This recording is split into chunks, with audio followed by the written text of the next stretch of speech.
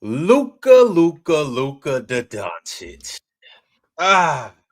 In his return back to the Dallas Mavericks, the same team that traded him away at the trade deadline, the same GM that turned his back on him, the same team that traded for him on draft night, and he was supposed to be their superstar player forever. He was supposed to get his jersey retired there, which he still might. But as of right now, he's a Los Angeles Laker, and he finally made his return back to Dallas, and he did everything we expected him to do.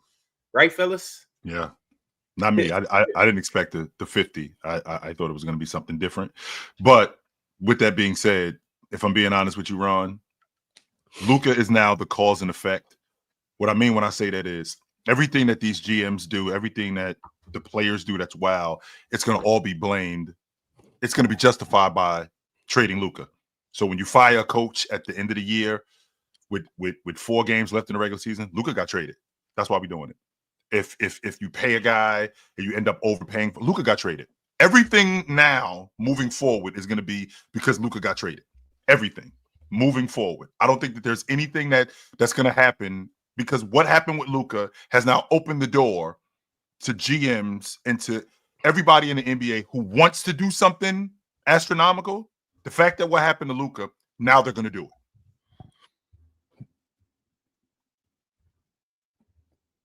And I feel like everybody's stuck. And I feel like yesterday, if I'm being honest with you, I thought that when that tribute video came out, I thought they had Luka. I said Luka's gonna suck tonight. I was like, they got him. I see the tears. I see how emotional he is. Those weren't tears of joy. Those was tears of pain. Those was tears of agony. Yeah. It might have been tears of anger. Like I should still be here, and you guys ran me out, and I'm gonna show you what you missing. Not you Dallas fans. And it didn't help. It actually got compounded, Ron, by the energy from the crowd that they just helped it. It was almost like it was a home game for the Lakers because they just were so against everybody else. They were so against the Dallas Mavericks. I mean, fire Nico the entire time. Every time Luka touched the ball, the energy from the crowd was incredible. So I thought that they had Luka in a chokehold when I saw those tears, not realizing that he got it back. He got it back together like that. It was nothing. The crowd rallying behind Luka at home with their Dallas Mavericks playing, chanting, "Fire Nico," giving Luka MVP chants, giving Luka cheers, and all of that is insane. It's been like that since. Yeah, what'd you expect? It's been that every day. I did not expect that. Every day, every single day since that. It's been that. They don't want anything to do with Nico or the ownership. All Dallas fans are pro Luka. A lot of Dallas fans have flocked to being Lakers fans now. He's gained more support since the trade. He hasn't lost any. So I don't even think crazy. I really it's not at all. He didn't. Dallas fans he was 25 years old and he was in the midst of his prime after taking him to a ring, and then he gets traded for nothing. Like it's not even a comparable scenario for me. I think relative to league history. Like even Kareem asked out. Like he didn't ask for anything. He was made to leave. So I mean, it's just there's no precedent for it. None whatsoever. So I think that's why like Nico is standing in the tunnel hiding because he doesn't want to deal with the smoke of of what he did 100%. And but you guys also ownership too. Like ownership is using Nico to hide as a scapegoat. Yeah, 100%. You don't do that without ownership telling you to do it or strongly inferring you do this or at least strongly agreeing with you that we need to do this. Nico is just the person in the front that did this. They are all culpable in all this stuff. Nico, and that's part of being a general manager. That's you having to take the fall for things that you might not be 100% on board with, but you do because it's an upper management issue. So it's kind of like what we talked about yesterday with Coach Mike Malone getting fired and the owner coming out and saying, play hard and have fun. I mean, this is above your pay grade. This has nothing really to do with you. But I do think that Nico is culpable in this. And you guys have been telling me all year, since this whole thing jumped off, you don't trade the 25-year-old superstar. You don't do that.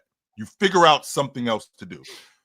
I do think that this was a short-term thing, that I do think that there's a window for Dallas to make this right and make this work. But the way Luka looked yesterday, he looked like Luka. getting downhill the way he did. I know, Mars, you and I had the He conversation looks like about the best scorer in the world. I mean, Mars, you and I had this conversation about that long ball not being sustainable, and you may be right on some level that long ball, because that's never really been Luka's game on a consistent basis. But he's got that kind of game that once he gets that sort of stuff going, it's almost impossible to deal with him. Almost impossible. And he got going last night. And he got going early. I thought Dallas did a terrible job in transition, slowing him down. They tried to switch, but it was almost like it was the Luka show, and you guys were just here. This is the welcome to the Luka show, and you guys are just here. They tried to compete. Like I watched a couple. I watched a couple trips where Anthony Davis was wide open in the post because he had gotten switched on to Goodwin. I'm sorry, he got switched on to Goodwin, and they couldn't get him the basketball. There was stretches where they had a couple of mismatches in the paint where they weren't able to capitalize on that. But it seemed more than anything, like it was just the Luka show. Like James had 27 yesterday, and we didn't talk about that. Oh, we're gonna talk about that. He's in the head. He's in the title. The title is Luka gets his revenge in his return to Dallas, plus LeBron James fourth quarter heroics. We'll get. I mean, I guess we could talk about Bron right now because he entered the fourth quarter with 11 points, which means in the fourth quarter he scored 16 points. I just want to stay on. But hold on, but before you do that though, Chill, you guys do know LeBron is second in total points in the fourth quarter this year, right? Second. Yeah, they've been. Who's first?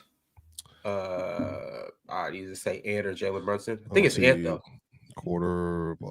No, Shout out to I think it's Trae Young. I think Trae Young has overtaken Jalen Brunson, if I'm not No mistaken. way, it's Trae Young.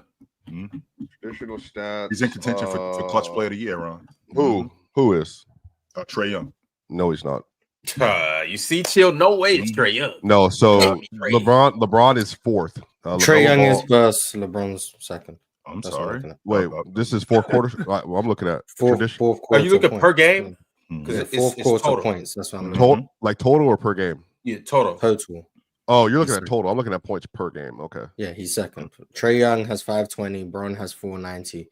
Devin Booker has 460. And then I could keep going down. I can't bother. So yeah, he's second. Shooting 50, 37, 77. Yeah. Shout out, bro, man. Yes. But Zion agent like wine. In total, like in points per game, LaMelo's first, Kyrie's second, Zion is third. So I mean.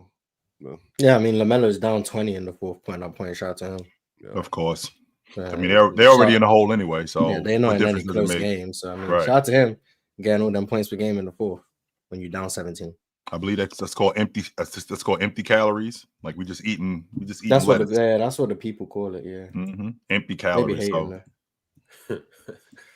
But yeah, Chill. Let's get back to what you were talking about though. What was it that you want to take it back to? I feel like with Luka does what everybody is hoping to have on their crew, and last night was just evident that. I mean, I understand what Nico's doing. I do. I understand what Nico is doing in terms of the archetype and trying to build that team, because I think that's the future of the NBA. The double big lineup, the more defensive minded lineup. I think we're going away. I think we're moving a little bit further away from just teams being just superior offensively and being more superior defensively. And I think that's the kind of archetype that Nico's having. And I think with the short window, with the kind of player like Anthony Davis is, I think it could work. And I think he looked at Luka like, we can't win that way. And this is the way that I think we can win. And if we do win it, I think that you guys will forget about what was going on between both. I think you'll forget about what was going on with Luka being here. But on the flip side to that, what Luka meant to that franchise. Because winning the NBA championship, as big a deal as it is, a lot of these teams don't have an opportunity to win it. So they need something to come to. They need a reason to come to games. And Luka was that reason for the most part. I mean, as good as Kyrie Irving was, as good as a shooter as PJ Washington was, Luka was the attraction. And the attraction that they have now in Dallas is we're trying to win the NBA championship. So I want to play a little hypothetical game. Mars, Swiper, Chill. not really too much hypothetical. Just what would this team look like if Kyrie was healthy right now? How do you think they would look? Because I personally don't think they look all of that bad. With AD as their star, the players around them, PJ Washington got it going a little bit in the fourth quarter. You still got Derek Lively, Daniel Gafford, Najee Marshall. He's been a revelation for him, if you will. Max Christie looks real good, which they got him in the trade. He doesn't get as much credit as he should. Klay Thompson. How do we feel about this team with Kyrie inserted? They might make the playoffs to lose to OKC this year. You think they would be an 8 seed? Like if Kyrie and AD was healthy, at best. I mean, AD came back a week and a half ago. They was going to be the 9 seed anyway. At best, they probably make the 8 seed. Like they were too far behind. They weren't going to catch up and get into the 7-8 game because AD didn't come back until a week and a half, 2 weeks ago. So even if Kyrie was there the whole time, he's not making up the 7-game gap. So they're probably going to be in the 9-10 game. At best case scenario, they make the 8 seed and then just lose to OKC in an amazing 4 or 5 games. That's the best case scenario for them this season. Next season, I don't know. But I mean, we don't need to keep saying that they lost the trade, right? Like, I think that's just I think everyone seems to be on the same page. It's just if they're a playoff team, cool, but it doesn't matter. I'm still of the belief that if they win with this group, it doesn't stack up to what Mavs fans felt about Luka. So, I don't know. Ceiling this year would be first round exit. Ceiling next year, I don't know. Man, bro. We got to see what this team is constructed. We got to see that. That's where I don't think that they're done in Dallas making moves. They got some contract stuff that they got to deal with some of these players. So, I mean, Anthony Davis is on the book. So you don't trade Anthony Davis. I mean, you don't trade Luka for Anthony Davis and then trade Anthony Davis in offseason. That's awful. Maybe they do.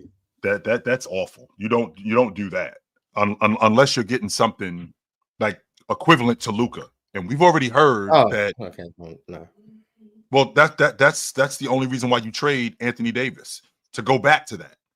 Like what are you trading? You're trading for Anthony Davis for the specific architect in Dallas to win. That's why you're going away from what you had with Luka. Well, if you're trading Anthony Davis, then what did we trade Luka for? Then we have to get that back. Or we have to get something like that back. There's no reason to hold on to this type of architect. None whatsoever. This trade is a lot worse than I thought. And I thought it was maybe the worst trade ever. You know what's going to be worse? I'll be forgetting that AD's 32. Like, I'll be forgetting about that. Like, this is a bad trade. Yeah, he is 32 years old. I mean, he's still in his prime, and he's still a top 10 player in the game. And I still think that he's got 2-3 more years left at this level. That's why I feel like that window to win it, I don't think it's open that long. No, it's very much like when Milwaukee traded for Dame. Like, I think that's where the window is. This thing has to happen in the next 2-3 years. Otherwise, it's not going to happen. AD's making more than Luka. So he costs more. He's older. He's worse. And you have him on the books for longer than Luka, so you have to pay him for longer. Yeah, this is a bad trade. And then Kyrie tearing his ACL didn't help because then you removed one of the years of an already small window. So that wasn't great. Yeah. Horrible trade. Yeah, I don't know where Dallas go. I'm gonna be honest. I don't know where Dallas go. I'm not the highest. The offense doesn't look great, but I know Kyrie's not there, so maybe he could have solved a lot of things. Still not the highest on Anthony Davis as like the centerpiece of your offense. No, nowhere. Yeah, not very good. Not very good. I wouldn't want to. Dallas is not a situation I'd want to be in. I mean, if they had Kyrie, then I think they would be a lot better, obviously. But just Anthony Davis is your number one offensive option. It's just not sustainable. But I think that's, he's not a play. He's a play finisher. He's the best play finisher, arguably, in the sport. And I think we've had this conversation before. And some of this is, we need more from Anthony Davis stuff that was kind of coming last night from the broadcast and stuff. It's just like, that's just what he is sometimes. He's a true big. Like, AD is a true big that doesn't really have real playmaking chops. And that obviously leads to a lot of deficiencies and such. But look, if Anthony Davis is ever blessed to play like, I mean, he had LeBron, obviously, but like he was excellent next to LeBron for many different reasons. But LeBron, he was really good with Rondo. I think if he had like a really true playmaking guard, like a Trae Young, like a Luka again, like, you know what I mean? Like that would be like the best situation he's for him. supposed to have Kyrie right now. And I know Kyrie probably doesn't pass as good as the rest of those guys, but Kyrie makes he makes AD better. He opens up the game for AD. AD can play off of him. He can feed off of Kyrie. And on top of that, if let's say Kyrie is there, and well, not this game because Luka was there. So if AD does put up 13 and 11, we're still going to be like, damn, AD, the Lakers lost this trade. But any other night, if Kyrie comes and gives you 25 and y'all lose by a couple points and AD only has 13 and 11, you know, we're not going to be talking about it like that. Right. I'll be interested to see how we having this conversation in another year or 2 years. I'd be really interested to see, because again, the goal for Dallas is to win the NBA championship. Unfortunately, they don't have anybody that's box office like Luka, but the goal is to win the championship, and that's what they're selling.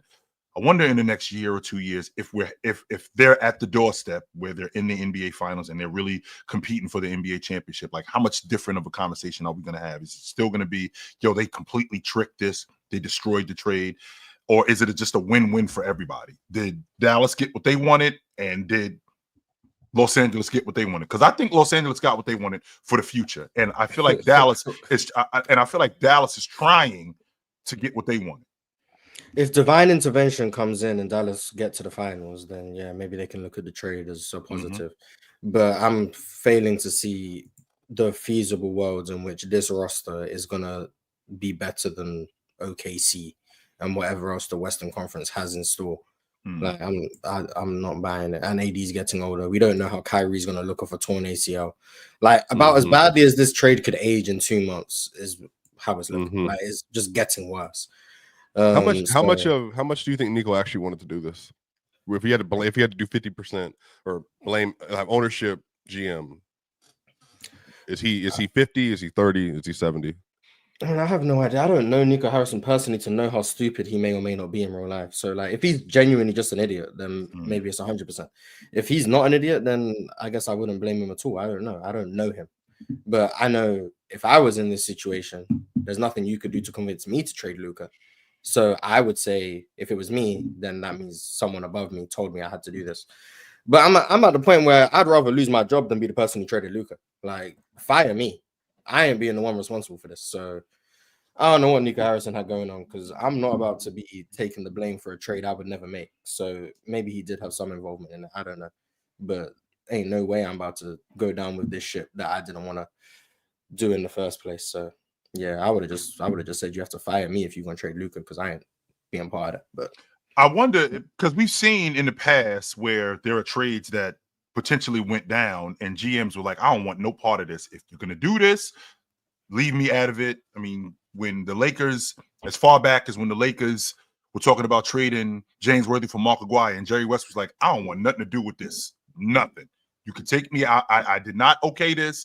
I don't want nothing to do with this. I will get up out of here. Same logic moving forward with the Warriors. When they were talking about trading Klay Thompson for Kevin Love, Jerry West was like, nope, leave me out of this. I don't want nothing to do with this. We've seen GMs that aren't comfortable with trades that they don't have anything to do with. That's how John Elway, when he was when not Irsay, but I forgot the general manager's name in Indianapolis when the Colts, with the Colts, he didn't want nothing to do with that.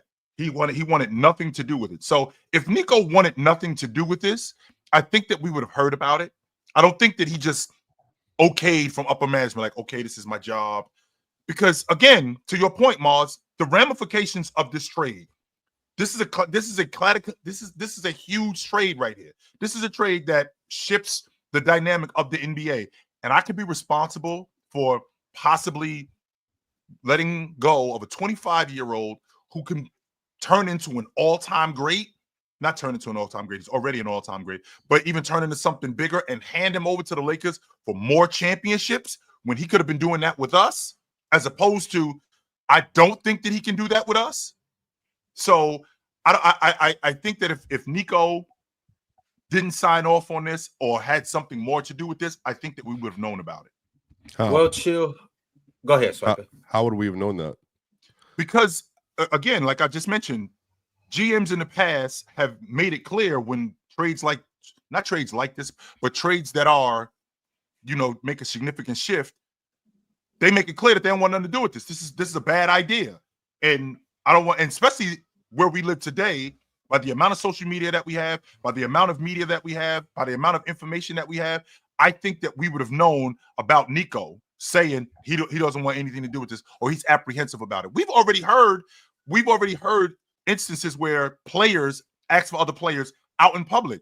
Swiper, you're a Denver guy. We heard about Joker asking for Russell Westbrook specifically. Well, if Nico didn't want anything to do with this trade, why would we not hear about him being apprehensive about it? At minimum. We can't hear you, Ox. We can't hear you, Ox. Yeah, Ox, you're cooked. Yeah. Why would we not hear about it? So I think that Nico was involved in this trade a lot more than we want to give him credit for. I don't think that this was just an upper management thing. Yeah, well, either way it goes, chill. Last night, the Lakers played in Dallas, and they won in Dallas. Mm-hmm. And I'm going to just kind of paint the picture as best as I can. At halftime, Anthony Davis had 4 points, 4 rebounds, 4 assists in 1 block. Mm-hmm. At that same halftime, Luka Doncic had 31 points, 3 rebounds, 3 assists, 3 steals, and 6 3-pointers made. Well, Ron, there's nobody here who thinks that the better player isn't on the Lakers. We all think that. Ox just left. Ox just left. Yeah. So you say that now. So let me rephrase that. The people up here right now, we all think that the better player is on the Lakers. I don't think that there's anybody here that doesn't think that the Lakers got the better player. So is it surprising that he comes into Los Angeles and gets, not Los Angeles, I'm sorry. Is it surprising that he comes into Dallas and gets as busy as he did? No, I don't think it's surprising at all because it's Luka. Miles, you and I just had a conversation. I think he's the best scorer in the game. So what about now, Ron? You good. Mm-hmm. When he playing like that, like when Luka, the shot making going down and game by game, he's looking more Luka-y. Like, I mean, this is what you traded for. Like, this is what you traded for, and this is why everyone acknowledged it was a stupid trade. Well, not everyone. 97% of people acknowledged it was a stupid trade. So, like, this is what the Lakers envisioned. I don't think the Lakers ever had any doubts that Luka was going to get back right and get back to what he is, which is one of the best scorers in the NBA, elite shot maker from everywhere on the floor, one of the best passers, not only in the game today, one of the best passers I've ever seen. Just a one-man offense. Like, this is what the Lakers envisioned, and you got him at 26 years old for AD, who is a superstar. I'm very high on Anthony Davis in general, but I think it's fair to assume many people probably viewed LA's championship window as close to closed. I don't think many people thought the Lakers with Bron, AD, Austin Reeves, all of them were really in championship contention. But now if you ask people, they definitely think the Lakers are in championship contention. So, like, even in year one, they think they're in contention. And then you have this going forwards. Yes, bad trade, man. It's a bad trade. When you go, real quick to go back to what you were saying a second ago, Chill. Mm-hmm. I think when you make a move this big, like moving off of Luka Doncic, you can't just blame Nico. Like, everybody has to take blame for this because nobody can make this move on their own. Nico couldn't just be like, "Hey, I'm trading Luka." You know what I'm saying? Like, the ownership, they might have been the ones behind it, but Nico had something. Everybody's to blame for it. Everybody. Oh, nigga, you capping for billionaires. Fire Nico. I guess so. I'm just telling the truth. I don't care who I'm capping for. The truth is the Fire truth. them all. Fire them all. Truth. I'm not afraid to cap for the truth. You know what I'm saying? Like, that's if whoever's. It's not just Nico's responsibility. Everybody, nobody, no one person can make a move this significant. You know what I'm saying? So it's not just Nico. You know what I mean?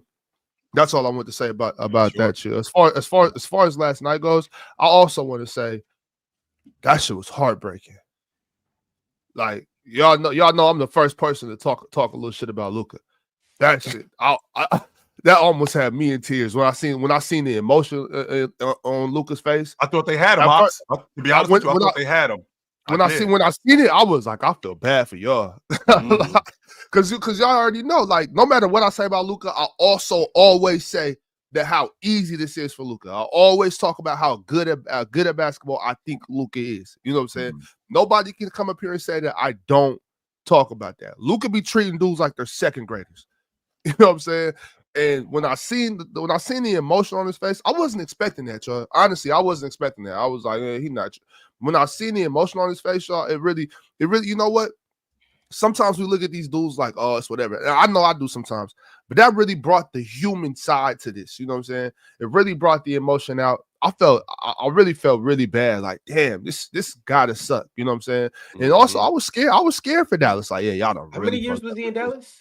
7. Well, 6.5. 6.5. Like Luka grew up in Dallas. Yeah. When you break it all down, 18 years old. He did so. Dallas really meant a lot. And Dallas, for a lot of y'all that haven't been to Dallas, Dallas is a dope ass city. That's my second home. You know what I'm saying? I love Dallas. You know what I'm saying? So I can imagine like being there, growing up there as a professional. And then LA is lovely too, but you know what I'm saying? Like it's still Dallas is a different kind of lovely though, my dog. It's a different kind of lovely. If you ask me, I'm taking LA every time. But with that being said, I love DFW. It's, you know what I'm saying? I love it down there. And I just gotta assume, you know, for somebody like Luka, he was getting so much love there. Man, that shit really sucked. It really sucked. And y'all seen our prospects. I had Luka making all the threes he made anyway. So I knew that was going to be some prospects. I think it was DeMar. Try again. I mean, DeMontis. My bad. My bad. It was DeMontis. My bad. But that's irrelevant, right? Why you want to bring DeMontis into this?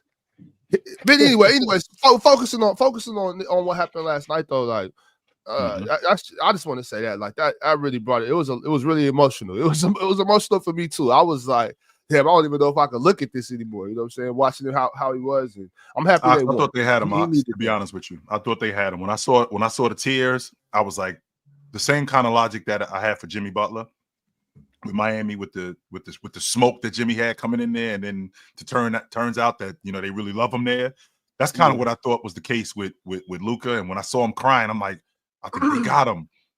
But then he got it together real quick, didn't he? He got it together quick. It was like, just like that. He came right out of that. Like it was nothing. There was no way he was gonna have a mediocre game or anything like that. You know? But yeah, that was. Yeah, I wasn't even really moved by it. Like, I mean, this is just how Luka is. He takes stuff personal. He always takes stuff personal. So you just shit me out like that. You wasn't moved by seeing that grown man cry? I'm talking about the game. The tears, the stuff before, but like the game. So you're heartless. Luka. No, first off, you on my timeline all the time. Could you be? I've seen Ish Smith get traded 25 times, and he. No, anyway, I think that Troll guys just trying to get another one. TMD Mars. I think some of this is the fact that, like, the first, and you know what makes stuff hard, and Chill knows. He's a little bit older. You be on my timeline all the time. You be adding me. All of us know that are older, you know, that have been in our 30s and up, because Mars has a lot of life to live. Hopefully we do too. So do I.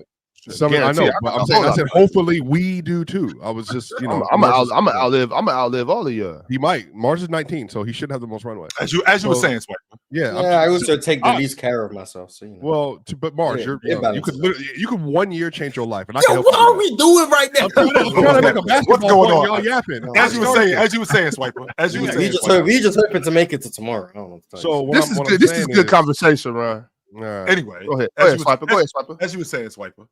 Small locks. So some of this is when you look at post that stuff that happened in the beginning, y'all know this. When you see video of like, or when you've been on teams, the hardest part for me, y'all, was never like looking at the games and the stuff that we played together. It was all the locker room memories, the practice, the people you knew in the facility, the training staff, the academic advisors. It's all that other stuff. Like, so for Luka, I think that's what it was. It's like, this is literally my home. Like I like had roots here. Like beyond the basketball stuff, this was my life. And I think for them to really, no conversation with Luka snatched him out of that at 25 when he thought he would be there his whole life. That for me is why I think why he was so like wrecked from the start of the trade to last night. And I think the basketball was just a basketball, but everything else was especially when you get to that point where you're becoming an adult and you're growing up with the fan base. The fan base is growing up with you and they see you develop.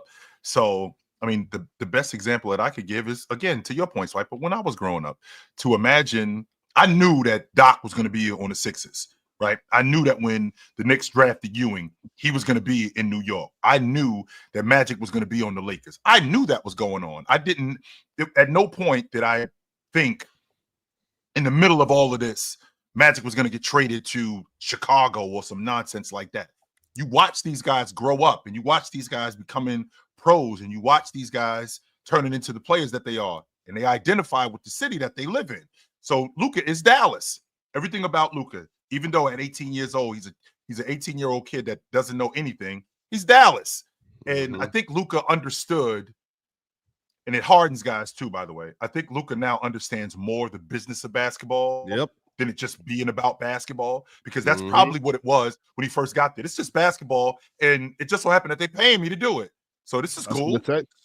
Yep. It just that they paying me to do it. So now we get to a point where I wake up one morning and, hey, we got to move to Los Angeles because you got traded to the Lakers. Wait, what do you mean I got traded to the Lakers? Yes, this is the business side of basketball that a lot of people don't talk about, and it sucks, but this is part of it. So, I mean, I think that Luka understands that more now, and I think that that's how he's going to be conducting himself. But to your point, Swiper, more of these guys, really quickly, Ox, the guys that I see that are retired, when they talk about the game after it's gone, the thing that they talk about the most is the fellas.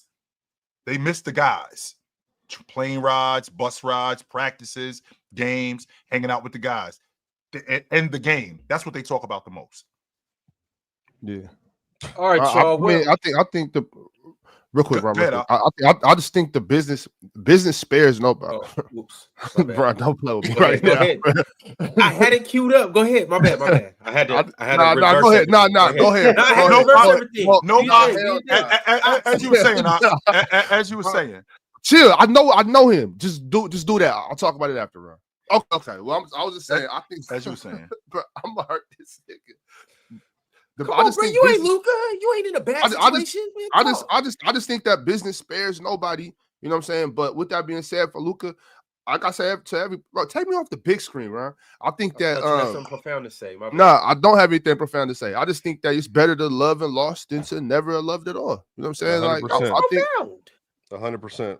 No, you know what I'm saying? I think like this experience, if anything, it's gonna makes Luka tougher, like you said, Chill. He just experienced it now. You know what I'm saying? Sometimes you gotta rip the Band-Aid off, and I think they might have created a monster. You know what I'm saying? They might have created a bigger monster than he already was. I can agree with that. I can for sure agree with that. Fair enough. Right quick before we move on, you guys know that little technical that Luka got the other day? Yes. Yeah. What about it? They rescinded it, right? They go rescinded, yeah. The one where he got tossed? The one where he got tossed? Yeah. Now they should replay the last 7 minutes of the game. Yeah, that's what they should do. But, wait. Has that ever happened? It's only happened once, right? Yeah, but in like a Heat Suns game or something from like 07. That is crazy. They made them re-travel to the game. They have to replay. They have to replay like the last 30 seconds of a game. Well, who was it last year though that lobbied for that? It was a foul on the half court shot. They didn't. Was that the Knicks against us? It was the Knicks against us. Knicks Houston, right? Yes. Yeah. Sorry, when you say us, I get confused sometimes, Marcy. Yeah. So Aaron Holiday got a foul. Yeah, I remember that. Yeah, that's right. By the way, they got lock in. As a matter of fact, let's let him get his bearings together. He needs to get his facilities together. He's just not all the way there today. But you know what is there today? The Gametime app. No, we're not doing the one with Ox. The one with Mars and Chill. The Gametime app. Yes, this is the one you guys need to download and create an account for because, well, when you use promo code CLNS,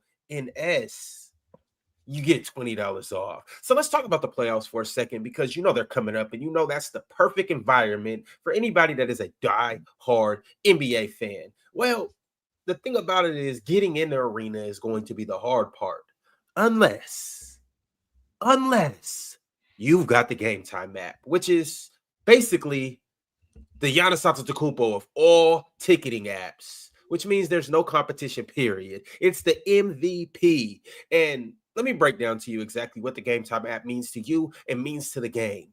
You know, Gametime app, they make buying tickets so easy that, well, it's like a Giannis Antetokounmpo slam dunk coming through the lane with Jokic at the hoop.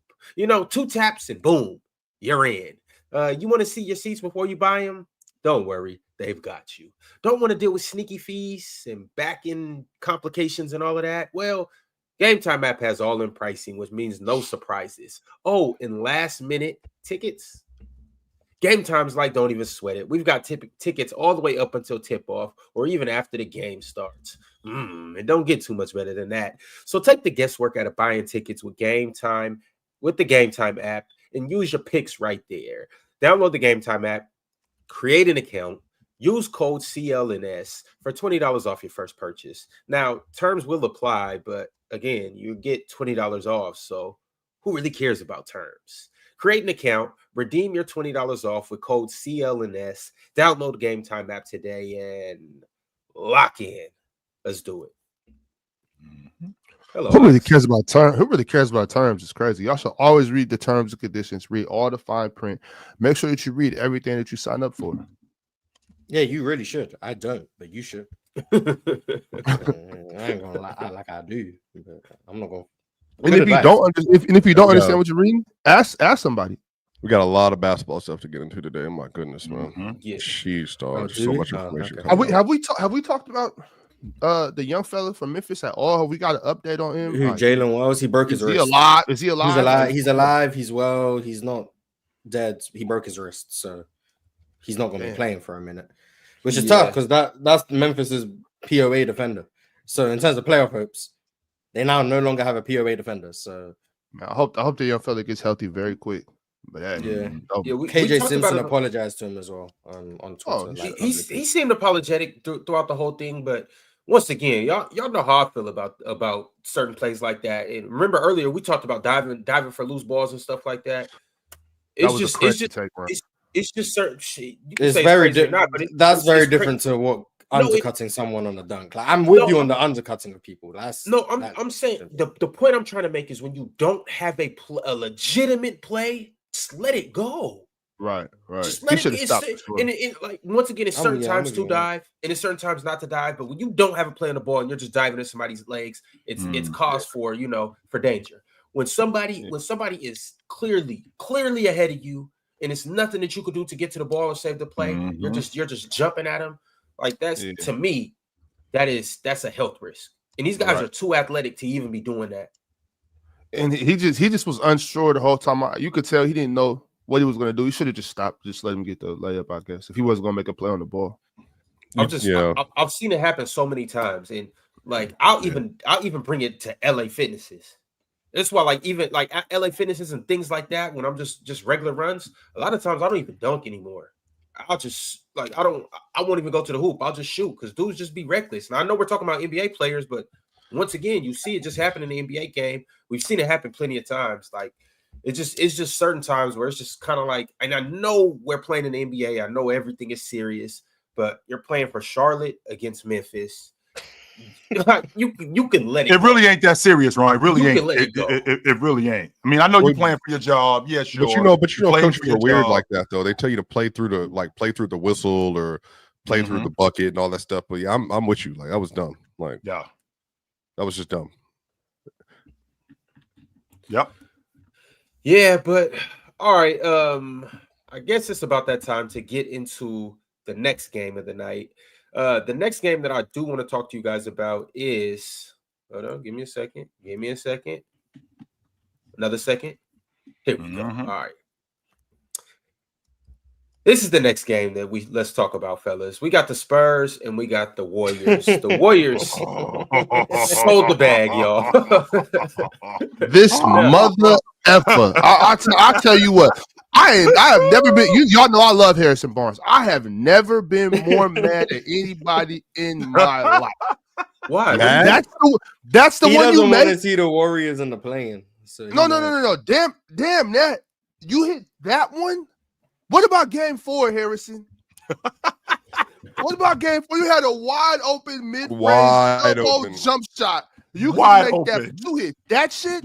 Oh, A fall away He had 27-footer to, man. He with had somebody to, in his man. face. Oh Right? my A fall away 27-footer with somebody in his face for the game. But he can't make wide open shots in game 7 of the NBA Finals. Almost That had show a was break there. hilarious. That was No, fantastic. I'm mad because that means the Warriors the 7 seed right now. So Here we go, Mars. Here we go. And if I'm not mistaken, today is Thursday. Wasn't we just Monday? The Warriors were in the 5th spot. Something like that, yeah. They were just in the 5th spot. So I think first and foremost, I think that we got a photo finish this Sunday because Ron talked a lot about the Western Conference, and I so want to get into the Eastern Conference later on. But the Clippers at the 4 spot, the Warriors at that 5, the Warriors at that 7 spot. The biggest game tonight is Minnesota and Memphis because that means that the Warriors can move back up to 6 and get out the play-in tournament. I need the Timberwolves to win that game. They can move back up to 6. So there's no room for error. With Minnesota losing to Milwaukee, that gave a little bit of cushion because I think that now puts them up a game and a half on the 8th spot. But this San Antonio team, it's like anything, Ron, where if I ain't going, I'm trying to throw a monkey wrench in everything. And San Antonio ain't going to the playoffs, so they're trying to be the spoiler. That's that They did that to Denver last year. They beat Denver. Was it the last game of the season they beat Denver or one of the last games? And then that led to Denver being on the same side of the bracket as Minnesota. And then, they got packed up. I'm getting fired, so I'm flipping over chairs in here. That's what I'm doing. I'm getting fired. I'm flipping over chairs and I'm knocking over things on the way out the door. That's what I'm doing because I don't want it to be good for you guys. No, I don't. I don't want it to be good for you. So that San Antonio team, I'm really looking. I know we got a great matchup going on in the Western Conference because we got basically 5 teams that are only separated by a game and a half. I'm really looking forward to next season because I think that it's going to be even better. Yo, did you see what just happened right there? Just happened right there. Did you see what just happened? Did you hear that? Swiper just now realized they're a first round exit. No, it had nothing to do with that. Just realized they're a first round exit. You think the Clippers are beating Denver? Shots to you. Swiper, the light just came on. How many teams do you have? How many teams do you have, Ox? I forgot. The Clippers. Teams will have. Clippers. I have basketball. I have basketball. That's what I have. You became a Lakers fan too. I remember that. I'm not going to do this with you. Stay focused. I'm not going to play around with you. You know what I'm saying? I can guarantee it. That's our first round exit. What guaranteeing something you can't control? I don't know if you can guarantee something you can't control, Ox. He said. I think Zoo. Now y'all gonna laugh at me. Maybe an Ox, I guess, was here with me. Is Zoo gonna make an All NBA team this year? No, I don't think so. Man, he's been crazy, dog. He has been. He's been crazy. He's not gonna make an All NBA team. Well, come on. Is he gonna be first team all defense this year? He's been crazy, y'all. It feels like I have like 12 all defensive first team players. So I don't know. So Mars, you've done this with me before, Mars, with the All Pro team. Let's get the locks out of the way. Dyson, the All NBA team or the all defensive? No. All defensive. Let's get the. Hold up, chill. I got a couple things I got to do before Mars. Okay, that gives you an opportunity to think. Okay, so let's get back to San Antonio. Okay, let's get back. No.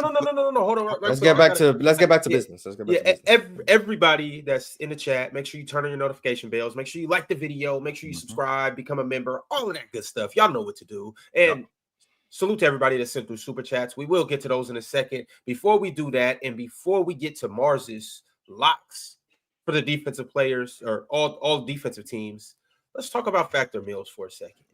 Man, we're 40 minutes into the show and I'm starving. Right, Swipe and Ox?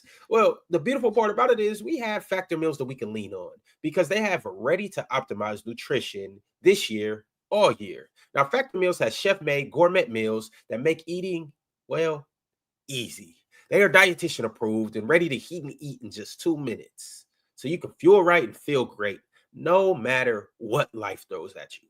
Factor Meals arrives fresh and fully prepared, perfect for any active and busy lifestyle like mine. You can lose up to 8 pounds in 8 weeks with Factor Keto Meals. With 40 options across 8 dietary preferences on the menu each week, it's easy to pick meals that are tailored for your goals. Factor can help you feel your best all day long with wholesome smoothies, breakfasts, grab-and-go snacks, and, well, chill gourmet meals all day. Reach your goals this year with factor ingredients that you, can just trust and convenience that you can't beat. Eat smart with Factor. Get started right now at factormeals.com/playerschoice50 off and use promo code PlayersChoice50 off to get 50% off your first box plus free shipping. That's code PlayersChoice50 off at factormeals.com/PlayersChoice50 off to get 50% off your first box plus free shipping on your first box. Now, Mars, let's get back into it. You had some locks. Well, Chill was asking me about What I players, wanted to do on the all-league defensive team, Mars, because I do want to get back to San Antonio and the Warriors and what those implications meant. But let's get the locks out of the way. I think Daniels is a lock. He's gonna make it. Yeah. I think I'm just thinking first team. I ain't even talking about the all. He's gonna make the first team. I think Daniels is a lock. I think Mobley is a lock.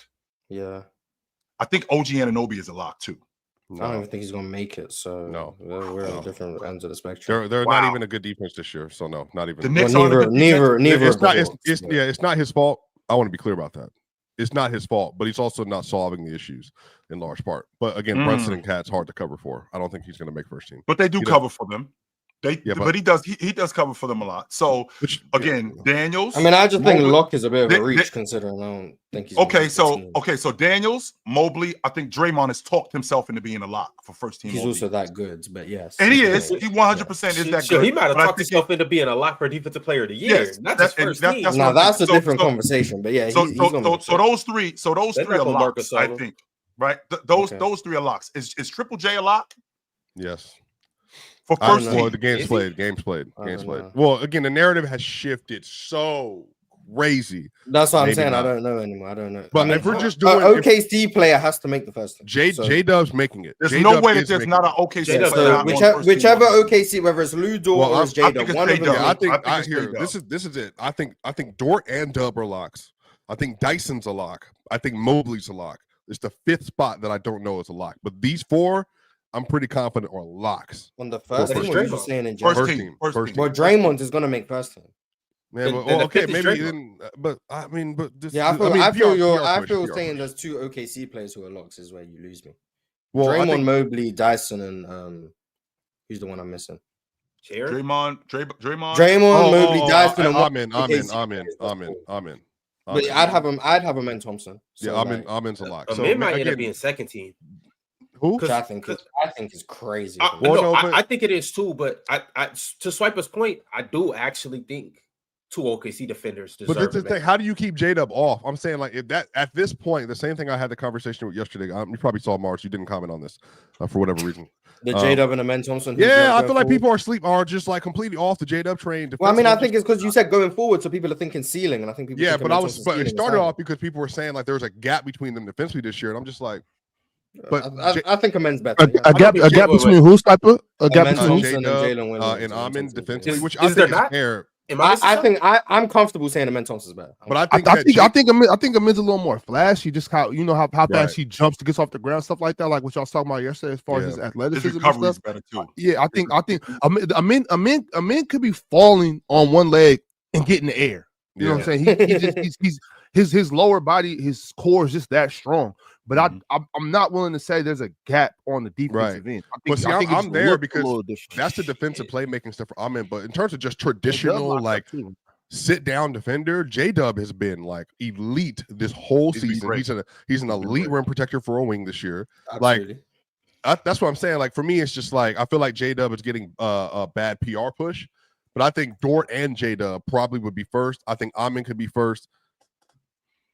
Dyson. Sounds like there's no room for Zoo. That's what I'm hearing. What I'm thinking about, not making the spot. Yeah, but that's his first team. Wait a minute.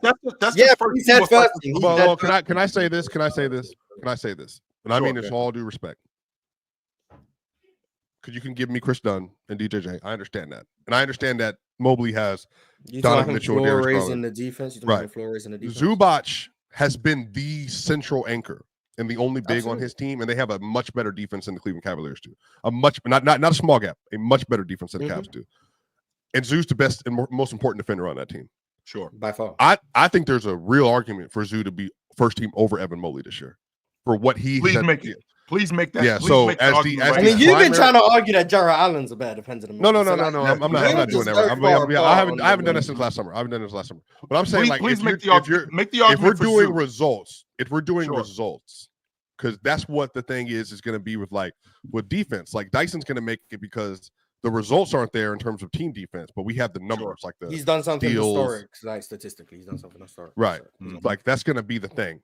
But they're still a mid defense, and he does get beat because he's a gambler. Like that's fine. Like, So I think gamblers is your stance, because it sounds to me like your stance is that they're a mid defense with Zoo playing as well as he's playing, but if he's not on the crew, they're in even worse. They're a great defense. Elite defense. They're like a top 5 defense in the NBA. So they're a top 3 defense. So in where the did NBA. we get the mid defense damn, from? okay. Where did we get So the mid defense? I don't know. Sorry. Wait, who are you talking about? Chill. It sounded like you said mid. It sounded like you said mid defense. Did I hear that correctly? You said, who are we talking about? We said mid defense. That's the part I missed. I'm gonna have to go back and rewind the tape and hear that. Oh, I don't know. But I could have misspoke too. So that could sure, be me. That's fine. But, That's fine. So this year at Zubac, when he's on the court, they're a 107.2 defensive rating, and I think this is without Kawhi. OKC. That's close to OKC. Yeah, without Kawhi for a large portion of the year with James Harden, I do think Chris Dunn and DJJ help. So I'm trying to give them all credit. I think they do help. And I think that Norman Powell, Kawhi too. But I just said Kawhi where you at? Back, yeah, I said since he's been back. But I'm saying before that, Ron, he's only played 34 games this year. I can't remember the exact numbers. But even with the 34 games that he's played, though, Swiper, you've already mentioned to me that he's played significant. He's played in back-to-backs, and he's averaging over 30 minutes a game. So they played in one back-to-back. Like for context, Alperen Şengün's a 107.2 this year, but obviously Amin Thompson, and Dylan Brooks, they're just a very elite defense or whatever. Right. I think the issue with Zoo is if you go down the list, Evan Mobley is at a 108.6. So it's not like that just changed because literally a week ago he was at a 107. Literally a week ago. Well, I mean, he was still getting fried by the Kings then. Yeah, he literally a week ago. Right. I mean, they're coasting. They're coasting. They are. Yeah, that's what I'm saying. It's not a big deal. But I think if you just look at the season, and then you got this year, Ivica Zubac has played 78 games. Evan Mobley's played 70. I think Zoo's been by far their most important defender. And just from a rim protection standpoint, he's been one of the 6 best rim protecting bigs in the league. Drop defenders too. They play primarily injured. So Wemby's doesn't count. Yeah, obviously. Yeah, Wemby, Iheart, Chet, he's probably even better than Iheart too. Honestly, probably. But Iheart's been really good too. So that's what I'm saying. It's just how much are we going to give credit in that end? Because Zoo might not make a first or second team this year because of his name brand value is not high enough. And I'm saying Bam and others probably will make it over Zoo. But if you're asking me based on this season, I think Zoo's been one of the 10 best defenders. I can argue one of the 5 or 6 most important defenders in the league. Well, Swiper, I'm not really sure if I buy the logic of name recognition. I mean, I just saw Jaden McDaniels be first team all defense, and he plays in Minnesota. The fact that yeah, but Jaden Daniels is a well-known wing defender, though. Zoo had to beat the He made it the year after he should have. He should have made it. You thought you did say that. You said he should have made it the year before. But the point that I'm making is that the idea of Zoo playing in a major market in Los Angeles, playing for a really good Clipper team. I mean, I don't think that him not having the name recognition is gonna thwart him from not being an. He didn't make the All-Star game. I think because of name brand stuff, though. I think he was that good this year. Isn't he? I think he's 4th. If I'm not mistaken, I think he's 4th. I think he's got 4 2020 games this year. If I'm not mistaken, could be, dude. I think he's got 4 2020. Yeah, I think he's got 3 or 4 2020. Crazy rebounder, Chill. Yeah, crazy rebounder. He's been in the top 3. He's been. There was a point when he was 2nd in the league in rebounding.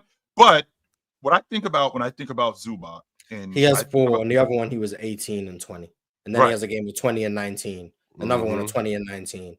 23 and 18, right? 18 and 18. He's got a few. Yeah, last night he had a 20-point triple double. Those sound like we ain't playing anybody. Man, respect the Zoo, man. What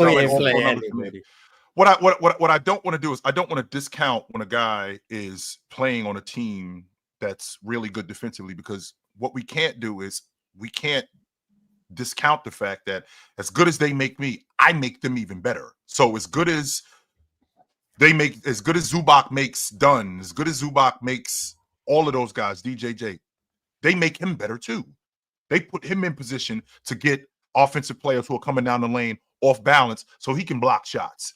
They put him in space where putting those guys in position to take bad shots where Zubac can block shots or rim protect or thwart those guys away from the rim. So as good as I'm not going to completely, it's not like he's running around with a bunch of just good players. Now, he's got some good defenders. I mean, I already know how you've campaigned for Dunn all season long. So I know how good Dunn is as a wing defender. I think he matters. Right? He obviously matters for a bit. I think Dunn is a damn good defender, but I can say the same. I can use that same logic with as good as Jared Allen is as a rebounder. He enhances what Evan Mobley is.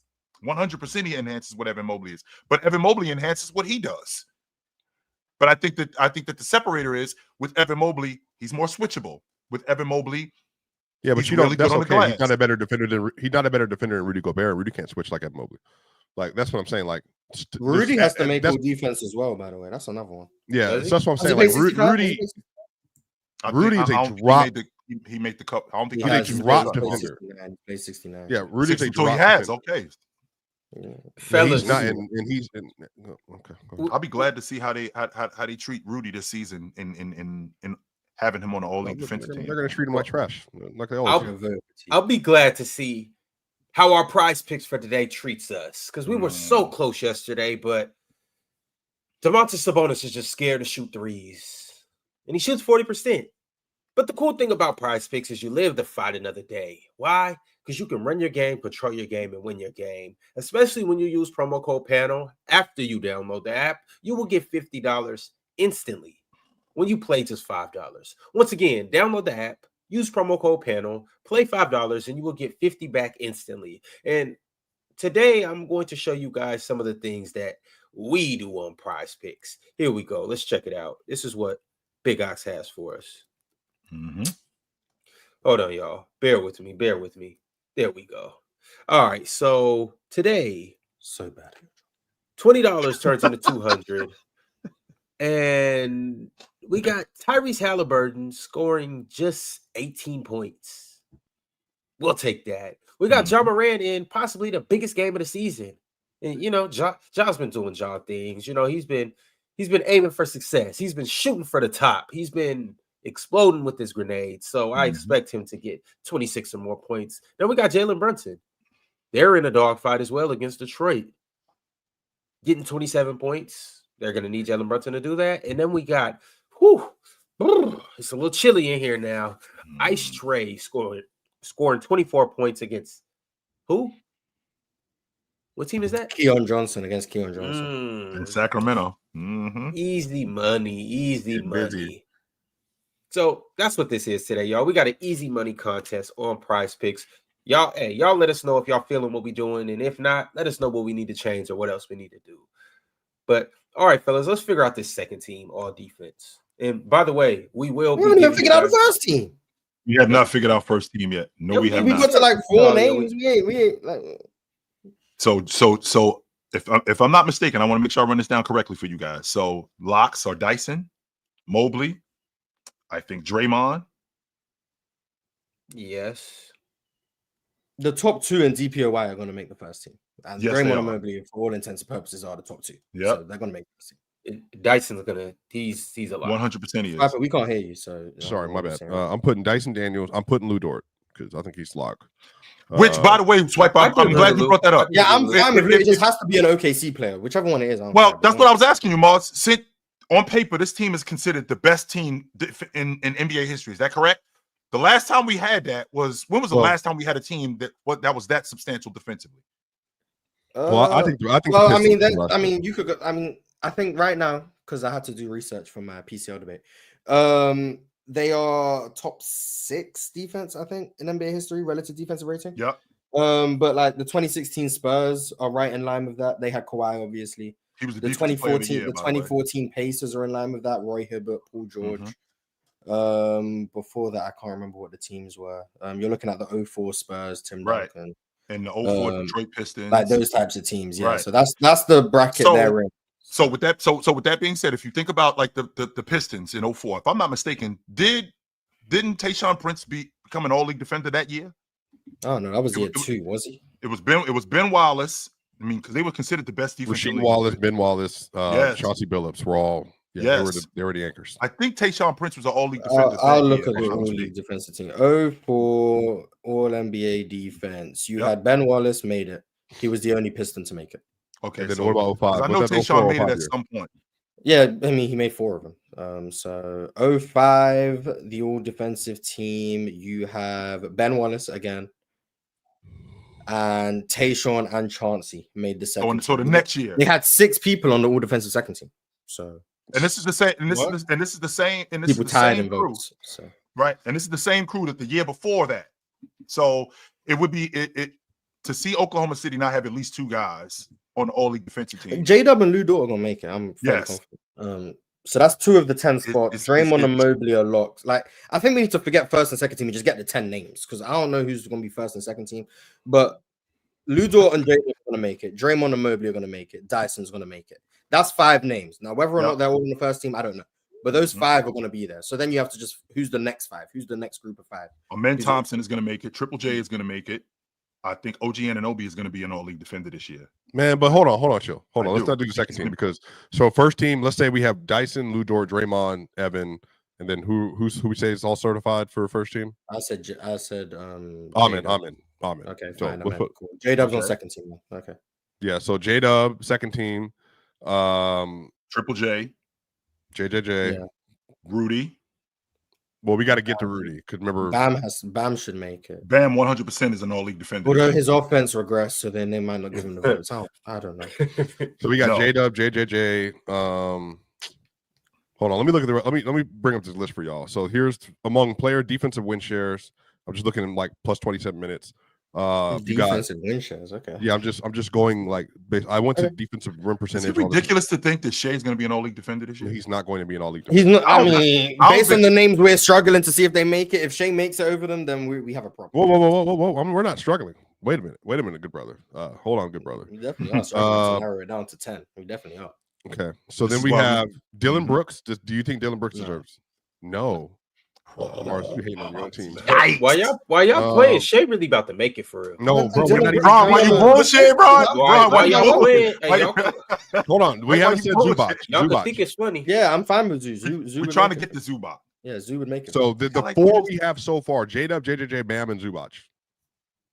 And then if I add to the list, okay, we haven't got Case and Wallace yet. He played 65? Case and Wallace has played 68 games. 20 minutes in all of them? That's what you got to do. You go to his game log and look that up. I ain't counting that. Or just sorted by minutes or whatever. He's averaging 28 a game. Yeah, so. I know, but I think I checked it last week and he hadn't. He's played 68, you said. He's played less than 20 and 6. So he's at 62. Mm-hmm. Well, they have 3 more games left? 4. They have 4 more games left. He'll make it. And I know that you guys don't want to hear this, but Jason Tatum is in this conversation. I'm looking at it now. I'm going to say Jason Tatum's on the conversation. The Thunder have 2 games left. That's 66 and 14. They have 2 games. So Case and Wallace can't make it. So he's all right, whatever. Jason Tatum. Mm-hmm. He's in this conversation. He's in the be an all-league defender. Yeah, he's in the group. Mm-hmm. All right, let me. You got 2-game grace. Oh, okay. And I think he's done for the season. You get a 2-game grace? Yeah, that's what Drinkman Water said. I don't know how true it is, but I'm gonna take his word. He doesn't lie to me. And then you have, let's see here. We have not said Jaden McDaniels. We got Rudy Gobert still, OG Anunoby. So OG, Rudy, Jaden. Anybody else on the Thunder played more than 65 games? Shai Gilgeous-Alexander. Shai's the last one. Yeah, I'm not putting him on this. I'm respectfully. I don't think he's going to get enough votes to make second team. Some people will vote for him. I don't think he deserves it, but man, I want to show love to Tamani Kamara, but I know he's not going to make it because Portland sucks. But I want to show love to Tamani. Hey, wait, James Harden. James Harden games played, Ron. 77 games played, Ron. He's 15th in defensive win share. Bye, Swipe. What? I mean, Cat. I think there was a point when Cat was leading the league. James Harden hasn't been bad on defense this year. Just one. All league defender. Did he caliber level though, Mars? Let's chill out on that. No way Ron did that. Just a disgusting human being. I'm not gonna lie to you. Answer this question. I don't know why we already got the 10 guys, right? So is there anybody on Indiana that's an all league defender? I mean, you asked me. Nemhard hasn't played. I'm asking you specifically. Is there anybody on that? Because I know that Nemhard is at that level. I know when you want to ask about ball, you ask me. Could you ask him over there? You're gonna lie to you, spit a narrative. I know that. Chris Dunn should be here, bro. I'm sorry, bro. I'm looking at these games. He's played 72 games this year. Yeah, but minutes, man. He be viable offensively, and he make it. All right. So is anybody on Detroit? No.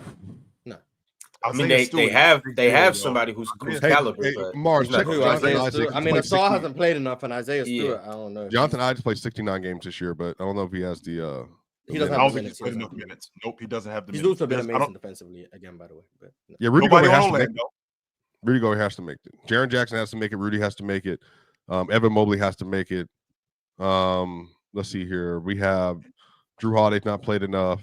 Kawhi Leonard's not played enough. Casey Wallace is not going to make it for some nonsense. Anthony Davis can't make it. He doesn't deserve it this year either. Bam Adebayo is going to make it. Giannis would be in that group. I'd put Giannis in the conversation. This is what we got. This is why we got to have a third team, all defense. I agree. They have to make a third team, all defense. They have to do that because of the names. Like, there's nobody on Atlanta, I don't think. Or except from Dyson being other than Dyson. And nobody on the Bulls. I don't think so. No. Bam on the We're gonna have that LeBron conversation too in a minute, Mars. Toronto. No. Is Scotty Barnes in the conversation? Scotty Barnes has been great on defense. He hasn't played enough, I don't think. One more time, Mars. Scotty Barnes has been great on defense. How many games he played? 63. Derrick Jones Jr. played 75 games this year. I mean, he's gonna make the threshold. There's 2 games left. If Scotty Barnes plays the last 2, he gets to 65.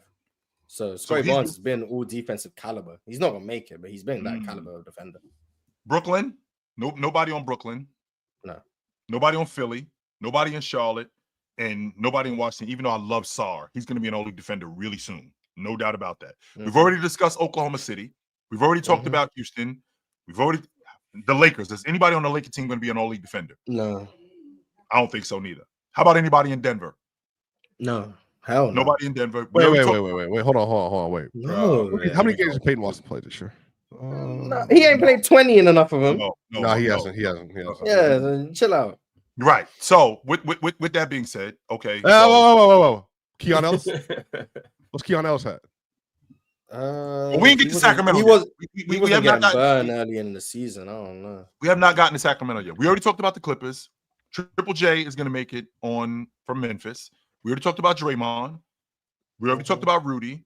You brought up Ellis in Sacramento, but maybe he's not gotten enough burn. Anthony. Yeah, okay. Sabonis. I'm saying Sabonis is going to get mentions though, and he got mentions last year, so you know. Okay, but no, that was different though. That's some nonsense. Keon doesn't have the minutes. Nope, Keon doesn't have the minutes. Anthony Davis doesn't have the amount of games. No, he's not gonna make it. Yeah, he doesn't make it. Nope. Nobody on Phoenix is gonna make it. Tamani Kamara and nobody on Phoenix has been nice. But he's not gonna make it. Wemby's out of the lineup. Yep, Wemby's out of the lineup. Have no one. New Orleans have no one. Utah have no one. Walker Kessler's not in the conversation. So we just named, I think I counted 17 guys. So I have currently written down. So this is 9, 10, 11, 12, 13, 14, 15, 16 people written down. And the last person was Dylan Brooks. I thought it was 17. Okay. Did you write down OG Anunoby? Yes. OG, Jason Tatum, OG, Rudy, Jaden, Giannis, DJJ. I got DJJ, and then I got Dylan. This is all honorable mention. Did you write Scotty Barnes? No, I'll put Barnes there too. Yeah, you better before that dude. Had he played enough games? He's going to. They have 2 games left, and he's at 63, so he's going to. All right, fellas. Well, in the meantime, chat. This is what you guys need to be on the lookout for today. As you know, we are in the midst of the PCL March Madness, and as you know, there are 4 contestants left tonight. At 6 p.m. Eastern time, we will get a chance to see Chill Town Hoops square off against Real Talk. And this should be a good one, y'all. So y'all pull up for that and stick around, I guess, for Mars versus Jordan. 2 panel members, and that should also be a good one. I'm interested to see the angles that both of them take. But just know, 2 people will advance and 2 people will have to settle for the 3rd place matchup. And tonight, we will figure that out. And also, just to kind of keep the trend going, I guess, we'll have a playback after party, and we'll get to watch an Eastern Conference game between two teams that might see each other in the playoffs. We got the Pacers and we got the Cleveland Cavaliers. So pull up to watch Halliburton, Giddey's boys the business, and pull up to watch somebody out of these four names give somebody else the business. And also, too, we'll be on Playback back-to-back nights, because not only will we be there tomorrow night, but we'll be there tomorrow on the main stage watching the Cavs back-to-back against the New York Knicks. So we got two good Eastern Conference matchups. And as if that isn't enough, on Saturday, make sure you are ready. You have your notification bells on and you got your popcorn ready, because episode 7 of the parlay will be dropping Saturday morning. Is Caitlin Clark the GOAT? There's only one way to find out. Pull up Saturday morning and you'll get a chance to see that. All right, fellas, we got some super chats, so let's show the people some love. Drink More Water said, with all the talk about Philadelphia and OKC potentially having their pick if it falls outside of the top 6, Houston is going to have Phoenix's unprotected pick. That's 9 right now. That's 9th right now. Still wondering why they traded their 2031 pick in the second apron. Because they think they're going to be competitive for years to come. Matt Sheba came into the game and respected him. Okay, first off, obviously respect owner. I don't respect the being a billionaire. I'm not talking about that. I'm talking about just he came into with a vision. He came in yapping, walked into ownership yapping, like we're gonna be this, we're gonna be that, we're gonna be this. Yada yada yada. And then I remember very specifically in the second round that game 4, Ron, when the ball went out of bounds and he grabbed the ball. This round? Yeah, round 2, game 4, when he just took the ball like away from Jokic and then baited series. Wasn't that the Sons of Foe series? That was 21. I'm talking about 23. Okay. Yeah, he wasn't the owner yet there. Yeah, he's done a lot. He's done a lot. He's moved around a lot. He's talked a lot. He did everything you're not supposed to do as an owner. He basically did the same thing that like Jerry Jones does. You just come in and you say, we're going to be this, and this. And that's it. And it was over. So, yeah, I think they suck. They're a horrible team, horrible culture. KD, the report came out that KD's open to resigning with the Suns. No, he's not. They're trying to up he's out. value. They trying to up the trade value is what it is. No. You gotta do what you gotta do. Booker might be gone. Booker Ishbia on his Stepien run right now. The guy who traded all his picks in the 80s. Shout out to Ishbia, man. Very grateful for him and his philosophy of we don't need picks because we're gonna be good. Definitely. That's where the rule came in. That's how the Lakers got James Worthy. Definitely love that philosophy. So hopefully that pick turns into Cooper Flag. I'm gonna be rooting for it. He was just handing over picks, just handing them over. Like, here, you got it. Here you go. You can have this one. Mm-hmm. Realist Uno Dos Trace said, so Luka actually looking like Luka. Who would have thought? Not Mr. Statman or Mars. Who's Mr. Statman? Well, anyways, Realist123 said, thank you, Nico. You deserve a statue outside of Staples. Banner 18 loaded. He did look good last night, though. He looked amazing. Yeah. I mean, each game he's looking more and more Luka-y. I mean, I guess people can victory lap on things that I haven't said. I never said Luka's can never get back to what he was.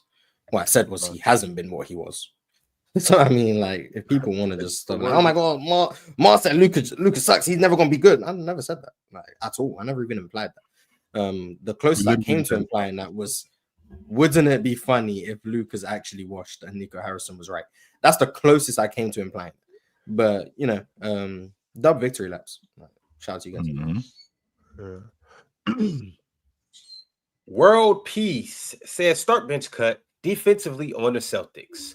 Rajon Rondo, Drew Holiday, and Marcus Smart all when they play for the Celtics. How y'all rock? Well, Rajon's getting cut.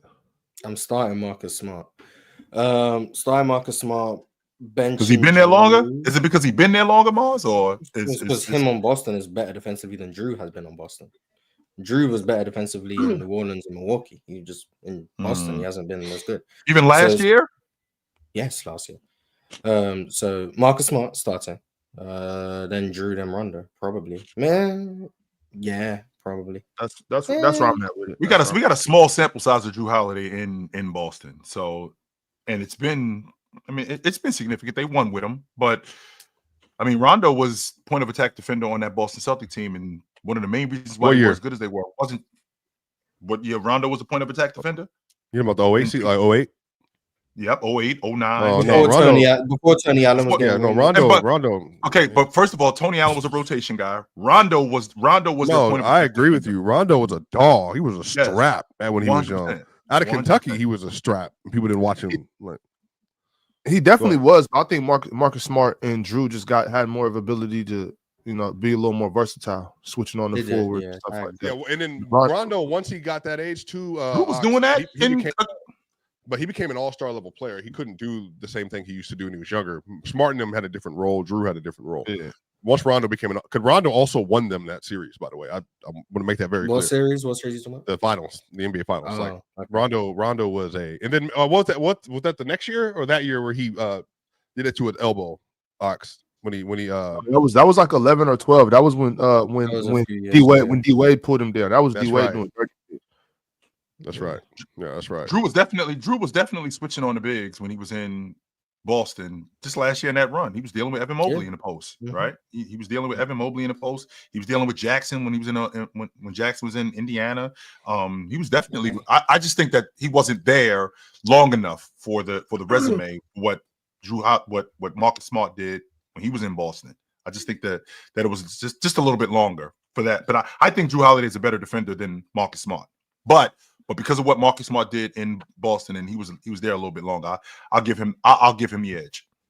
But you know what though, Swiper, now that you really bring that up a little bit though, I kind of just jumped in there just off of reputation with Drew too. Mm-hmm. Drew played great defense last season, and I think his defense has been really good this year too. Not to Drew Holiday standards, but I'm gonna have to cut Drew when we talk about this. Rondo on the bench. That's what I was deliberating about. But I did value the versatility in Drew in the postseason. But in the regular season, in both years, I haven't been very high on Drew's defense. But he stepped up last year in the postseason. If he steps up again this year in the postseason, then it's an all-league defender last year, Mars. He shouldn't have been. I was very passionate about that. He shouldn't have been. I said that when we did it. But then he went in the playoffs and then performed like an all-league defensive player. So I was like, okay, he made it. I understand he's that good of a defender, but he just didn't perform like that in the regular season. Moments. But he is old. He's like 34. So I'm not surprised that he's taking more games off during the regular season and he's not providing that impact on the game-to-game basis. But Marcus Smart was. That's what Marcus Smart was good at. So that's why I think Marcus Smart was a better defender in Boston than Drew has been. But I do think Drew at his best is probably a better defender than Marcus Smart. I don't have a problem with that. Just I don't think Drew's been at his best in Boston very much.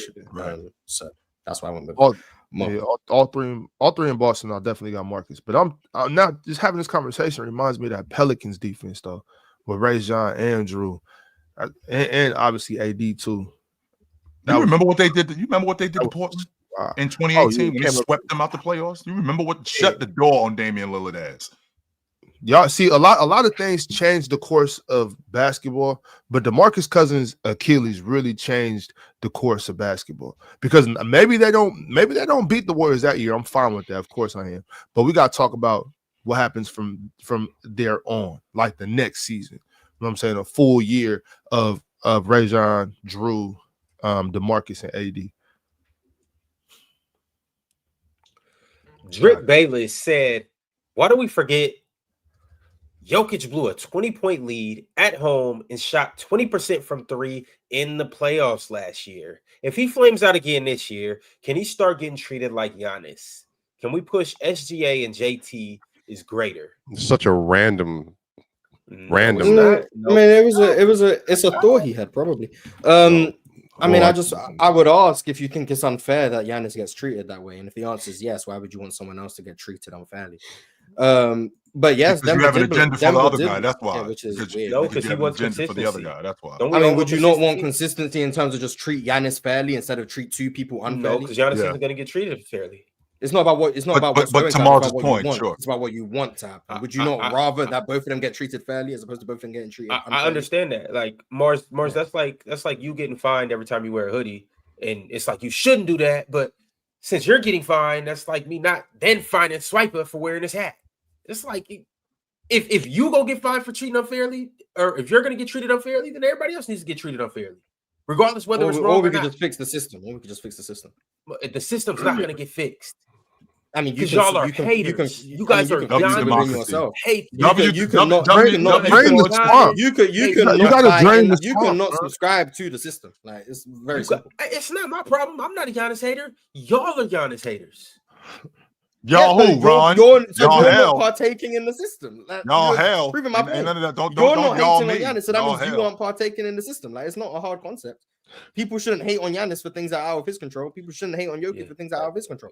Now, what was in his control is making some 3-pointers. Jokic. He got criticized rightfully so for that. He shot like, I don't know where he actually shot from 3 in the postseason. I don't 29%. 29%. He rightfully got criticized for that. Absolutely. The 20-point lead. Now, do I think that was Jokic's fault? No. But normally, yeah, game 7, you're up 20, close out the game, win the game. That's what you're supposed to do. Like, that's fine. But that doesn't, like, the criticism Giannis has got over the last few years has definitely been unjust. So, no, I'm not going to then start criticizing Jokic the same way when it was wrong that Giannis was getting criticized that way. So, no, that's where I stand. No. Yeah, well, you know where I stand? I'm slandering them. But yeah, SGA and JT definitely can be better. So, I'm with that. But you have a reason for slandering him and not slandering Giannis when he gets flamed out in the first round. Yes, this year, Ron. The same reason that you have. I don't slander Giannis. To boost Giannis's legacy, I'm a slander Jokic. Giannis had one of the best series ever versus the Boston Celtics in 22. But he also got tired in game 7 and was missing layups and dunks because he was tired. Oh, yeah. Game 7 wasn't great. Game 7 was great. They were meant to win that game 6. But to be clear, he had 25, 20, and 9. Like, you know, and then 44, 20, and 6 in the game before. He lost both of those games. Yeah, that game 6, yeah, he was the Bucks were meant to. The Bucks did everything the Bucks. Well, Giannis Jason did everything he could to win that game, but Boston and Jason Tatum just say. And then Drew Holiday shot sub 40% in that series. So just like Jamal Murray did in 2024 versus the Wolves. So yeah, it happens, man. I don't know. Yeah, but that guy also hit 2-game winners. And then in SG, I told you, Mars, Mr. TMZ. I want you to get your TMZ tweets ready. I told you, once OKC loses in the West, it is going to get nasty. It's going to happen. So everybody just so you don't have them going to the finals? No, I do, but I have a weird feel. I'm not going to lie to you, bro. They just look. It just feels weird right now among that team. I'm not going to hold you. I think the Lakers look really good. I think them not having a third player that can shoot the ball and play make is going to be a big deal. I think the Lakers feel confident versus them. I think the Wolves are going to feel confident versus them. I think the Warriors and Nuggets are all going to feel confident. I think the issue is going to come down to, can they out-execute for 4 games? I believe they can. Swiper, what is? But chill. How could you can't just rely on defense like in the NBA playoffs? I'm sorry, you can't. Like, you got to make shots. You have to score 100%. You have to score. I'm not. Yeah, you just have to score less if your defense is good. So. But the thing about it is, like so you got all the teams that have dominated through the regular season and then dominated in the playoffs and won. Those were all-time great teams. I'm talking about all-time great, top teams. This team is not that. Right. This is a really good, really we really don't good know team. it yet. Right? Yeah, so if they score the playoffs in the same fashion they've dominated the regular season, then are they all-time great? Oh yeah, hell yeah. But they're not all-time great until they show they're all-time great. That's the same way. Mars. Of course, I know that. I can't know that, but I'm just saying what I think about this team. I don't see that in this team, and obviously, like you just said, I could 100% be wrong. This team could absolutely smash through the playoffs, and then we have to talk about them like we talked about those Lakers, all those teams that have done that.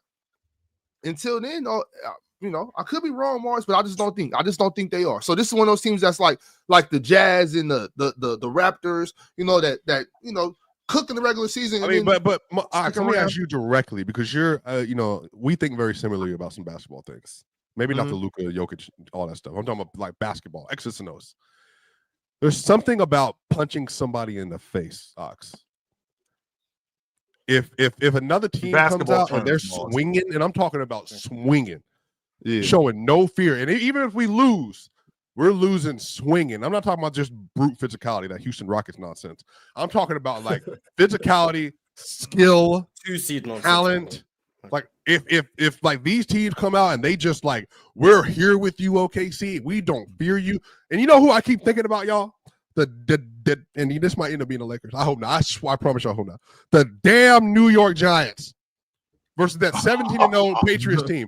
Because you remember, Chill. They lost to the Patriots in the regular season, but they barely beat that Giants team. And they got punched in the face. And then by the time the Super Bowl came around, Ox, they had 4 defensive linemen that were in Tom Brady's face every single possession. He got blitzed. Like he got blitzed almost. He got blitzed almost every down. So Swiper, I feel you, Swiper. I believe that JJ Redick and Ty Lue are preparing that for OKC. Yeah, JJ Redick and Ty Lue got I don't think Ty Lue has the personnel. Personally, I'm saying I don't think they had the personnel. But you know how I am. I told y'all how high they were on Reeves. They might be right. Bro, they got Luka, Braun, and Reeves. For all things sell. If Luka sells, Reeves here. If Reeves sells, which probably won't happen, LeBron and Luka's here. If Braun sells, then Reeves and Luka are here. And then they got Dorian Finney-Smith and Rui. They just have they're spacing you out. That small ball stuff versus the OKC might actually work. Because OKC just might get spread. I don't know. I don't know if it does. They can get away with Braun and Rui or Braun and DFS. But then even that, they're going to fake. And I know we control. I get it. They might lose. The Nuggets might lose in 6 or 5. I agree with you. Sure. They're going to have to face either the Wolves, Warriors in the first round. And those are all some very confident teams with some grit. And then they have to face the Nuggets. And I believe Jokic is about to be pissed off the entire playoff. So even if they lose in 6, right? So it's 35, 14, and 12. And then Jamal's at 21, whatever. They beat him in 6. Then they got to play the Lakers. I'm just saying, man, what's for the panel? What's more likely? Cleveland gets to the finals, or SGA and the Oklahoma City Thunder get bounced in round 1? Oh no, Cleveland getting to the finals is more likely than that. Yeah, round 1, I don't like that shit. I mean, I know I've said what I said, but I'm not putting my money. This is what I'm thinking. This is the reason why I'm asking this question. Anything until we know who the matchups are. Round 2, 100%. We can take a guess of who the matchup is. The reason why I'm asking this. They've changed 4 times in the last 2 days, Ron. Yeah. Let's just go on. We were talking about Memphis in the play, and now they're the 6th seed. We don't. They was just in the 8th spot. Just, I mean, 2 days ago. 4 teams though. I'm saying we could look at the 4 teams that they're going to play, just like we can predict. Well, right, but today it would be Golden State or Denver. I'd rather just wait. I'd rather just wait till Monday when we know who's the 7. Yeah, I mean, I feel you, Leah. Let's wait, but it's Thursday right now, and we already up here talking. So if it's today, you got Golden State or you got Golden State or Denver. I know we don't know. The play-in tournament starts on Tuesday of next week. No, I mean I'd know who's in the 7-8. I know the teams that are there, not because the regular season's over. Yeah, we have the final standings. And you saw what I tweeted, Mars, that you didn't interact with this, by the way. I know when he interacts with stuff is for an agenda, like he did today. But I know when you don't interact with me, it's a good tweet. I know. I figured it out. You think I see every tweet you put out? You do. You have my notification on. So look, listen. Oh, so you turn them off during the game. I see Swiper's tweets. Are you saying that you don't? I'm gonna be I've never turned on. I got your notifications on for TikTok. Could I support your content? Mars does it to troll. He doesn't do it to support me, but he does anyway. Mars, tell me I'm tripping. I think the Lakers having 3 really, really good shot makers matters. Yeah, I didn't. If you posted it on Twitter, I didn't see that tweet. But yeah, but I think LeBron can be the second best. I think LeBron James, for my money, could be the second best player OKC's in the playoff setting. And if it's not LeBron, it could be Luka.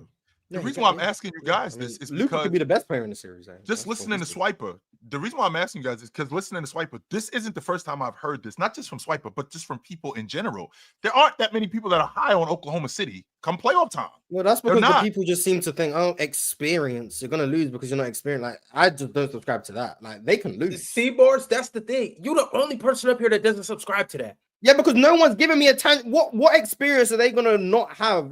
What's gonna happen in the playoffs that they're just gonna be too inexperienced to deal with? Mars. No one's giving me any physical thing that'd be this happened and they're not gonna know how to deal with it. Okay, so let's undefeated. What do you mean his the reason I'm not subscribing to they're gonna lose because they're not experienced is not because experience doesn't matter. It's because anytime I ask for a situation I'm in about which to their give it lack to of you, boss. experience will come to bite them, I'm about. no one gives me a situation. Well, that's what They might be in a playoffs, position. bro, They might be in a position where they're going through this, and they haven't had anyone who's gone Yes. through that to know how to do it. Like no one's giving me anything. Mars, Mars, you're saying that if something makes sense already, you're gonna just say it doesn't make sense because nobody's gonna break it down and explain it to you. No, What's I'm understood saying, don't no, gotta I'm be saying, No, explained. and I know what Mars is saying. So Mars, I'm saying, experience can matter. That's cool. Sure. But if you tell me OKC are going to lose because of experience, and then I ask you what Right. situations will their inexperience be a hindrance to them, and Yep. then no one gives me any possible situation, I'm not like that's not Mars, that's not may a I? reason that to me is valid. Like I'm sorry, you May have I, to be able may to I, explain Mars? your position. 100%. May Go I, ahead. Mars? Okay, Go ahead. so we talked about experience. We've seen teams like, for example, the Clippers. We've seen the Clippers even without JDub, even without Chet on the floor. We've seen them slow down SGA because of the amount of shots that he takes. We've seen them throw him out of rhythm. Okay, so let's put JDub on the floor. That doesn't negate slowing down SGA, which means that now JDub is going to have to do more as a scorer. So if JDub has to do more as a scorer, because he's inexperienced in that situation in the playoffs, where the whistle is now different, where schemes are now different, double teams are now different. We might not see that because he's the guy that I'm thinking is going to be the X factor here. We might not see the same JDub that we saw in January. We might not see the same JDub that we saw in February, who's 20 plus a game. We might see a guy who falters because he's not that comfortable taking the lead spot because SGA doesn't have it going against a Clipper team that's playing defense like they play defense. My counter, I guess, to that is JDub is just a flawed scorer. He's been a flawed scorer even during the regular season. So it feels like, and I'm not saying you're doing this, if JDub does falter as a shot creator, a scorer in the postseason, like he did last year, that's going to be the confirmation of, oh, see, they're not experienced. But the reality is JDub is just flawed right now in the regular season. He's flawed. JDub is not a lead shot creator. Him failing to do so against playoff defense and structures where they're forcing him to do that is not him failing because he's inexperienced. He's failing because he's not good enough. That's why I disagree. Right, JDub but with more experience, he's going to get better. So with improvement, he'll get better. Yes. Okay. Yes. Improvement in experience. That's the same thing. I'm experiencing it every year. That's experience. Yeah, I improve also you with can go through experience and not. But I improve with experience. So yeah, you cannot, and then you won't be good. But when you do, that's experience. So when I'm improving, then in 2 seasons, like, oh yeah, see the kid got more experience now. He's been here. Yeah, he's missed shots. Experience. He's missed shots in the playoffs already. Experience. Yeah, but he got better. It's experience. My disagreement is JDub being flawed now is not because he's inexperienced. He's flawed now because he's not good enough. If JDub improves 4 years down the line, he didn't improve. He didn't improve because he's seen playoff defenses. He improved that's exactly how that works. Mars, whoa, wait a minute. That's Mars. that's exactly how that works. We don't worry. We just don't worry gymnastics. That's exactly what's happening, and that's why I'm disagreeing. That's like experience. Knowing what you didn't know. It's two different things. Knowing what you didn't know is fine. Like, come on, right? I'm with you guys. Like, I'm with you guys that experience JDub going through the failures will lead to him knowing what he needs to work on, and then he can improve on that. I understand that. But what I'm saying is JDub being flawed today and OKC losing because of that does not mean OKC lost because of inexperience. But JDub then becoming more experienced and improving later can help them win. But that doesn't mean they lost because of inexperience. You think now, that's Mars, what absolutely lose to inexperience? I don't understand how this is going over your head. No. I literally just said I understood what was just said, and I just explained my position. It didn't go over my head. I literally just explained what was lose said. to inexperience. They 100%. That's not what I said. No, that's not. Do you listen to the words that come out my mouth? I'm listening to you, Mars. I never said they can't lose to inexperience. I never said that.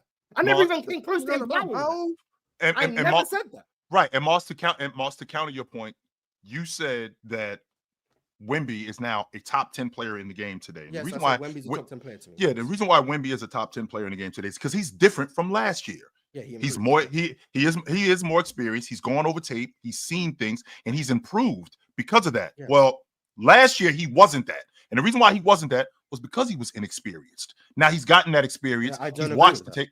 He's what he didn't just become. I don't agree. Wemby just got better because he was inexperienced last year. That's his skill set. That's 100% why he got better. Here's Yeah, why, it Mark. contributes, but I don't think it's the reason. That's why we're disagreeing.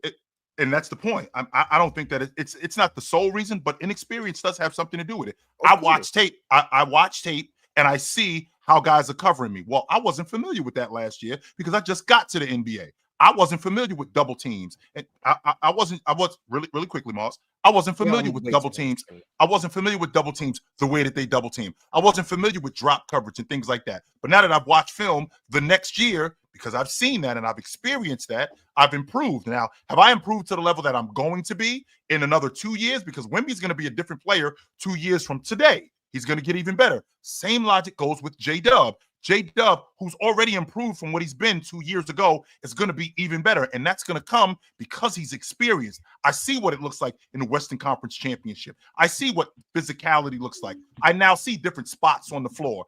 I see how big of a deal the game is. All of that stuff comes into play when we're talking about teams winning and players getting better. Yes, I think experience exists. People go through experiences and you learn from them and you develop. Yes, sir. I understand. I think OKC aren't a very experienced team in terms of the playoffs.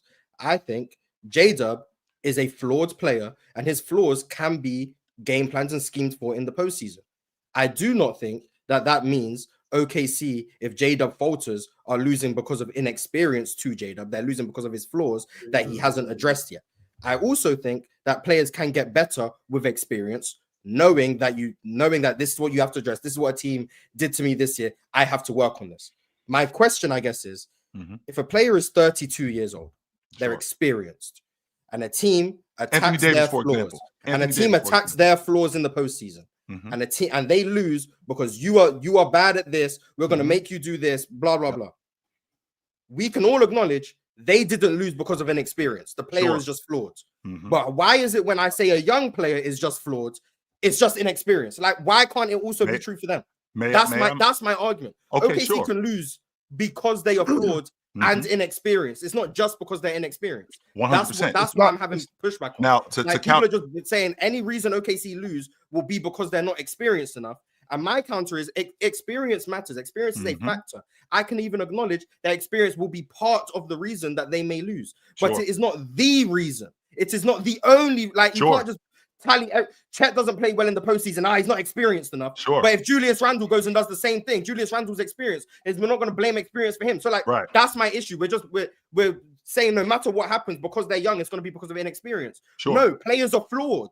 Players are flawed. Young, old, indifferent. There's more to that. Now to counter that, Mars, and I want you to go, Ox, because I don't want to dominate the conversation. But to counter that, Mars, what you're banking on, because like you just said, experience isn't everything. But it sounds to me like you're leaning more toward a guy being flawed, and that's not going to change. Well, that can change. And I think, and not only can it change with a guy like JDub, who is as young as he is, not only can that change, it could change for the betterment of the unit. That's why they get better. Not only they get better, they start to win because those flaws that you have, they get better with experience. I understand double teams more. I understand drop coverage more. And these flaws that I have with my game where my handle isn't as good. Well, what I do is I dumb down my game. I don't handle it as much. I get the spots quicker.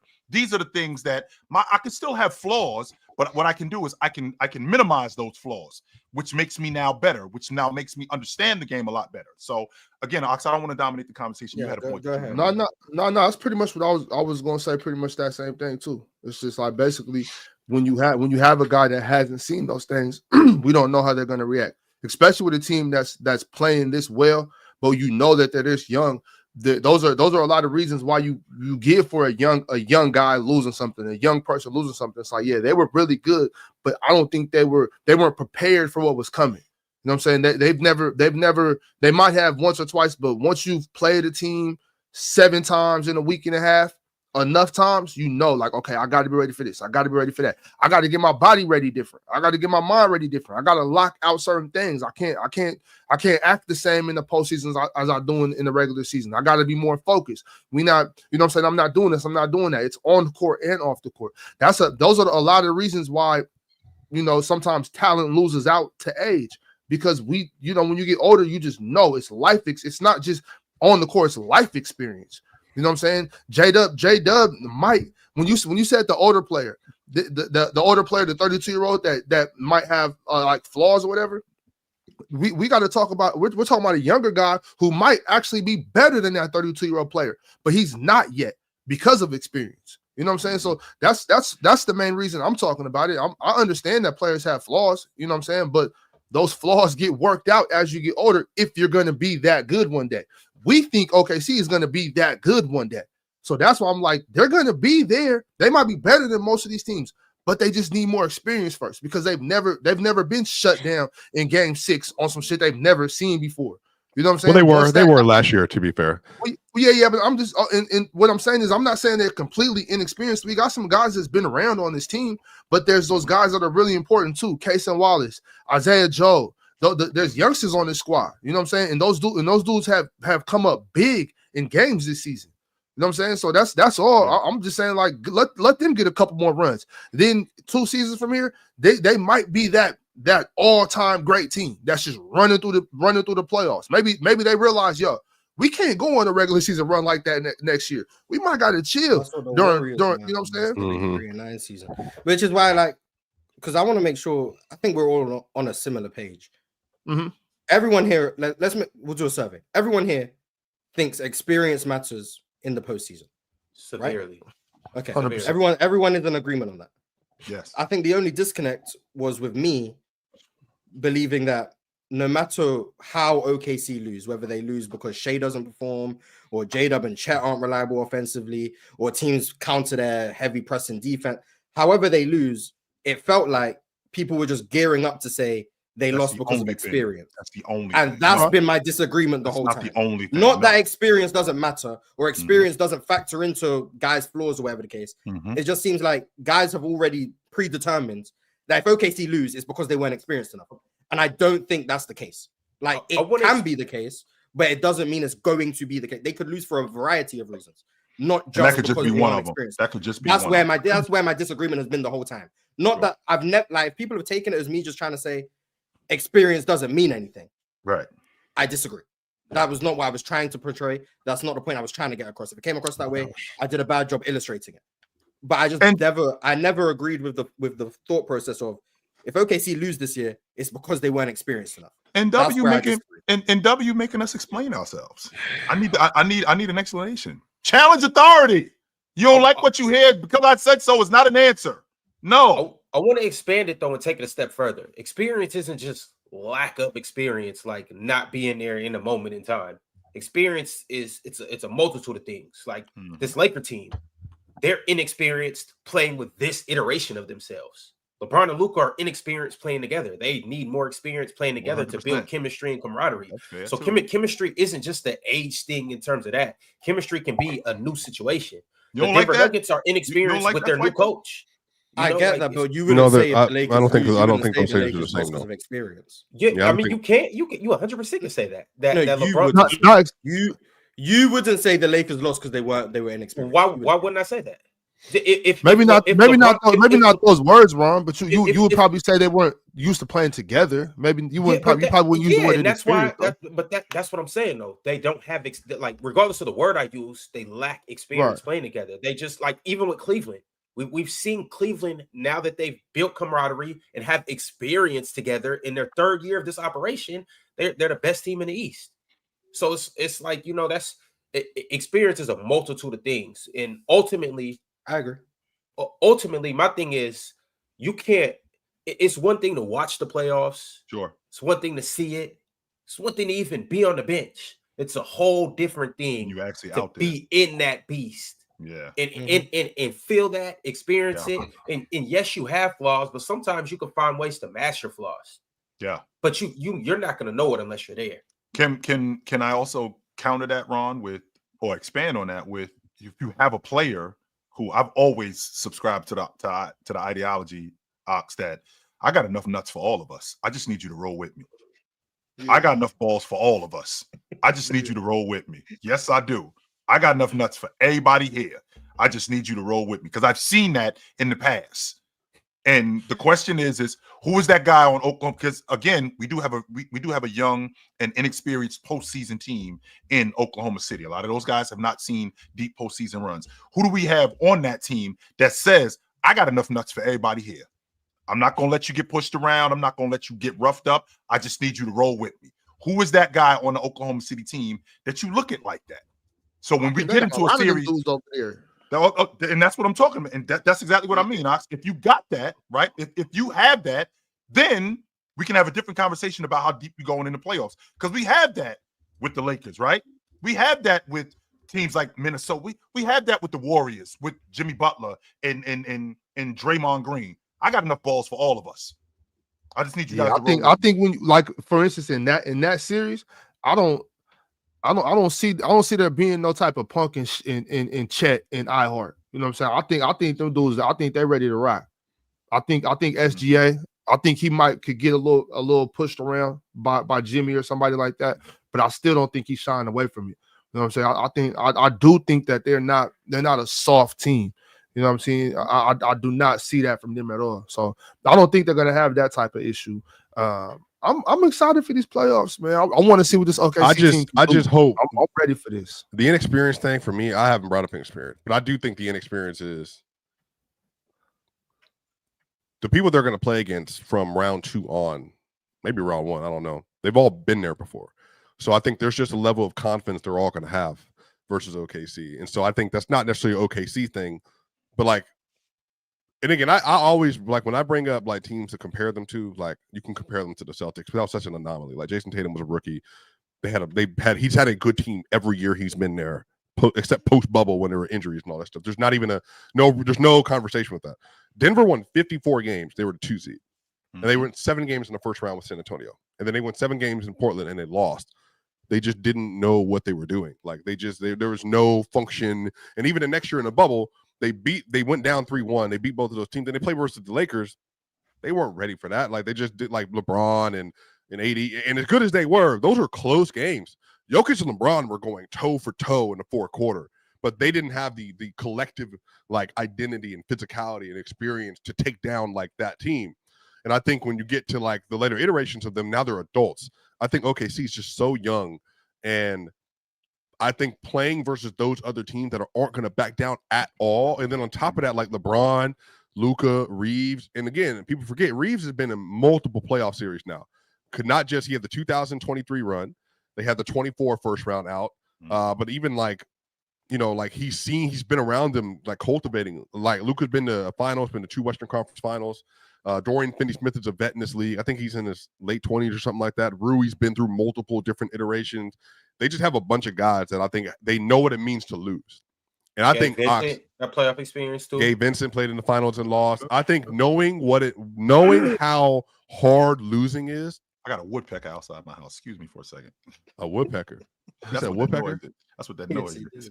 No, you straight. I don't know. It's no slight to the Thunder. I just think the matches are going to be tougher than I think people are giving them credit for. Because right now, a lot of people get through the West. It's a gauntlet. Assuming how like this is a crazy run to get through it. Yeah, unless it's like Memphis Clippers, Rockets, or something. But outside of that, that's still not sweet though. I mean, that's still that might be that. I wouldn't put the Clippers in ideal for the OKC too. I'm gonna be like, there's besides if you want to say Memphis and Houston, like there's no easy matchups in the West, and I'm not prepared to say Memphis and Houston either. So, like, whoever gets to the finals out of the West, they fought together. Yeah. Like whoever gets out. I guess my problem with OKC is just the trust thing, if you will. I haven't seen nobody over there go on one like that in the playoffs or contribute to a deep run in the playoffs. I know iHeart did his thing last year, and OKC, they did their thing last year in 2 rounds, but it's just a trust thing. I can't trust OKC the way I trust the Golden State Warriors. I can't trust OKC even the way I trust Denver, even though I think OKC will beat Denver, but I still can't trust them the way I trust Denver. I can't trust them the way I trust a LeBron or a Kawhi-led team. So that's just kind of what it is. The Clippers, I don't know. Yeah, we'll see, bro. I don't know. I think I'll trust SGA. I'll trust SGA to come through. I can't say I trust him to. Mhm. I'm curious to really see what type of carry ability SGA got. If I know SGA can fill it up. You know what I'm saying? Yeah, but he got some more with him now too, more. So it's like, because I'm high on the acquisition of iHeart in Alex Caruso. I think that's a little that changes things. Yep. If Shea got any bit of carry ability in these stats, he could do it, bro. He could do it. I believe in him. No, if OKC go into the postseason, and I think most of us, regardless of experience, whatever, their defense is legit, right?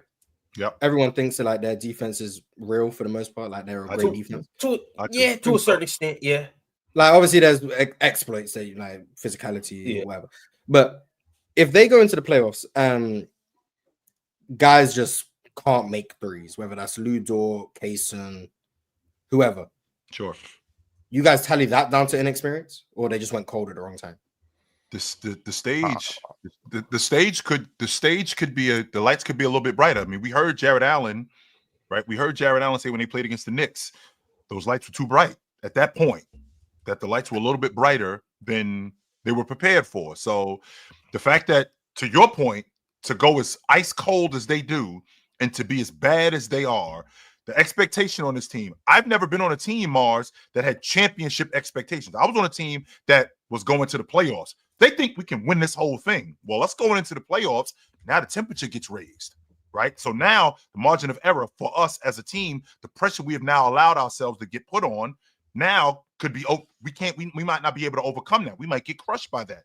And that would be because the expectation on that would be because I've never been in this before on a team that's stated to win the NBA championship. So next season, if we are in that position again, I'm a little bit more prepared for that. So on the flip side, if Boston go cold from 3 in the playoffs and they lose to the Cavs or whatever, that's not due to inexperience, right? That's just due to them going cold. Well, we already seen them do it though.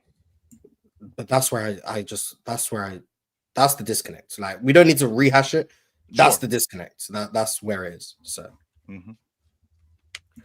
All right, y'all. Everybody turn on their notification bells. Make sure you like the video, comment, and subscribe. Also, shout out to our Hall of Famers. My man Cheese, Vale, Tyrus Williams, Minor, SSGSS Popo, and Multi Kenny are the GOAT Hall of Famers. And tomorrow's Hall of Fame Friday. Would love to have any of you guys to come up here and talk hoops with us, because, well, you get the privilege of doing that because you're a Hall of Famer. All right, y'all, we got a couple more super chats. Let's go ahead and see what the people got to say. Alan L. sent through a members chat and said, when Luka starts making his middies, we are back. Look out now. Y'all look out. I don't know one thing. When that boy got that 3-ball rolling, it ain't. It's just curtains. It ain't nothing you could do. It looked fluid yesterday, too. He didn't look off balance at all. He just looked like he was in the flow of it yesterday. Now, is that sustainable? Very much like we talked about with Joker, shooting 46% at the long ball line. I don't know if it's that legit, but if Luka can knock down ain't that legit that long ball, if he can knock down that long ball, we'll see the sustainability. What he had 28.5 or 31.5? What do you have? 31.5. 31.5. Come on, y'all. Y'all know what this was. This was just an adrenaline rush. Like, I mean, he's a great basketball player, but we know we're not going to get that. Right? Right? Y'all do know this, right? Any given night, Luka could do this. I wasn't shocked by that. Ox, he's the third. He wasn't shocked by 31 in the first half. So that's normal. Well, no, it's not normal. It's not normal for anybody. It's not normal. But when Jokic goes for a 50-point triple-double, it's like, it's Jokic. Like, yeah, you're shocked, but dudes like, how many 50-point triple-doubles does Jokic got, Swiper? 50-point triple-doubles? Well, he has a 60-point triple-double, 40-point triple-doubles. I don't know how many 50-point triple-doubles. I don't know. I don't think he has one, actually. How many 31-point first halves does Luka have? As many. I bet you he's gotten busy. I think he's second in 30-point halves since '97. That was the graphic. But how many is that though? Like, that's all I'm saying is that's not normal, right? Like, yes, it is. I'm not saying. And the reason why. Here's why. First of all, he's third all time in points per game, which means that a guy like that, I can get busy at any point. That should not. I understand that, yo. I know this. On top of that, and on top of that, y'all don't gotta prove. We're not arguing with Chill. I know that about him. He only has y'all. But I'm just 10 saying, like, triple doubles.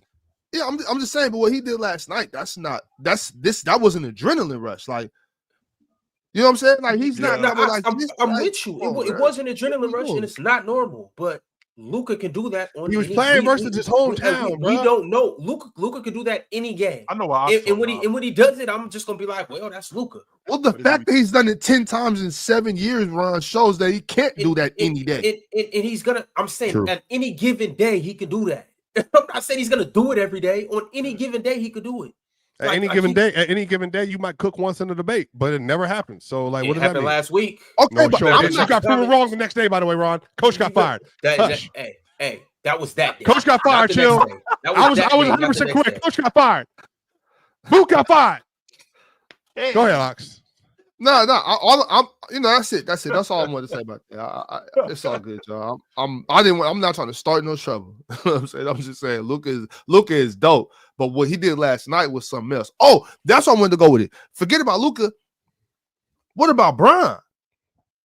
I heard y'all talk about the total points or whatever, but he got going. How was Bron feeling right now? Is he ready for the playoffs? Yeah, he ready. Is he ready for the playoffs? I don't know if he's experienced enough.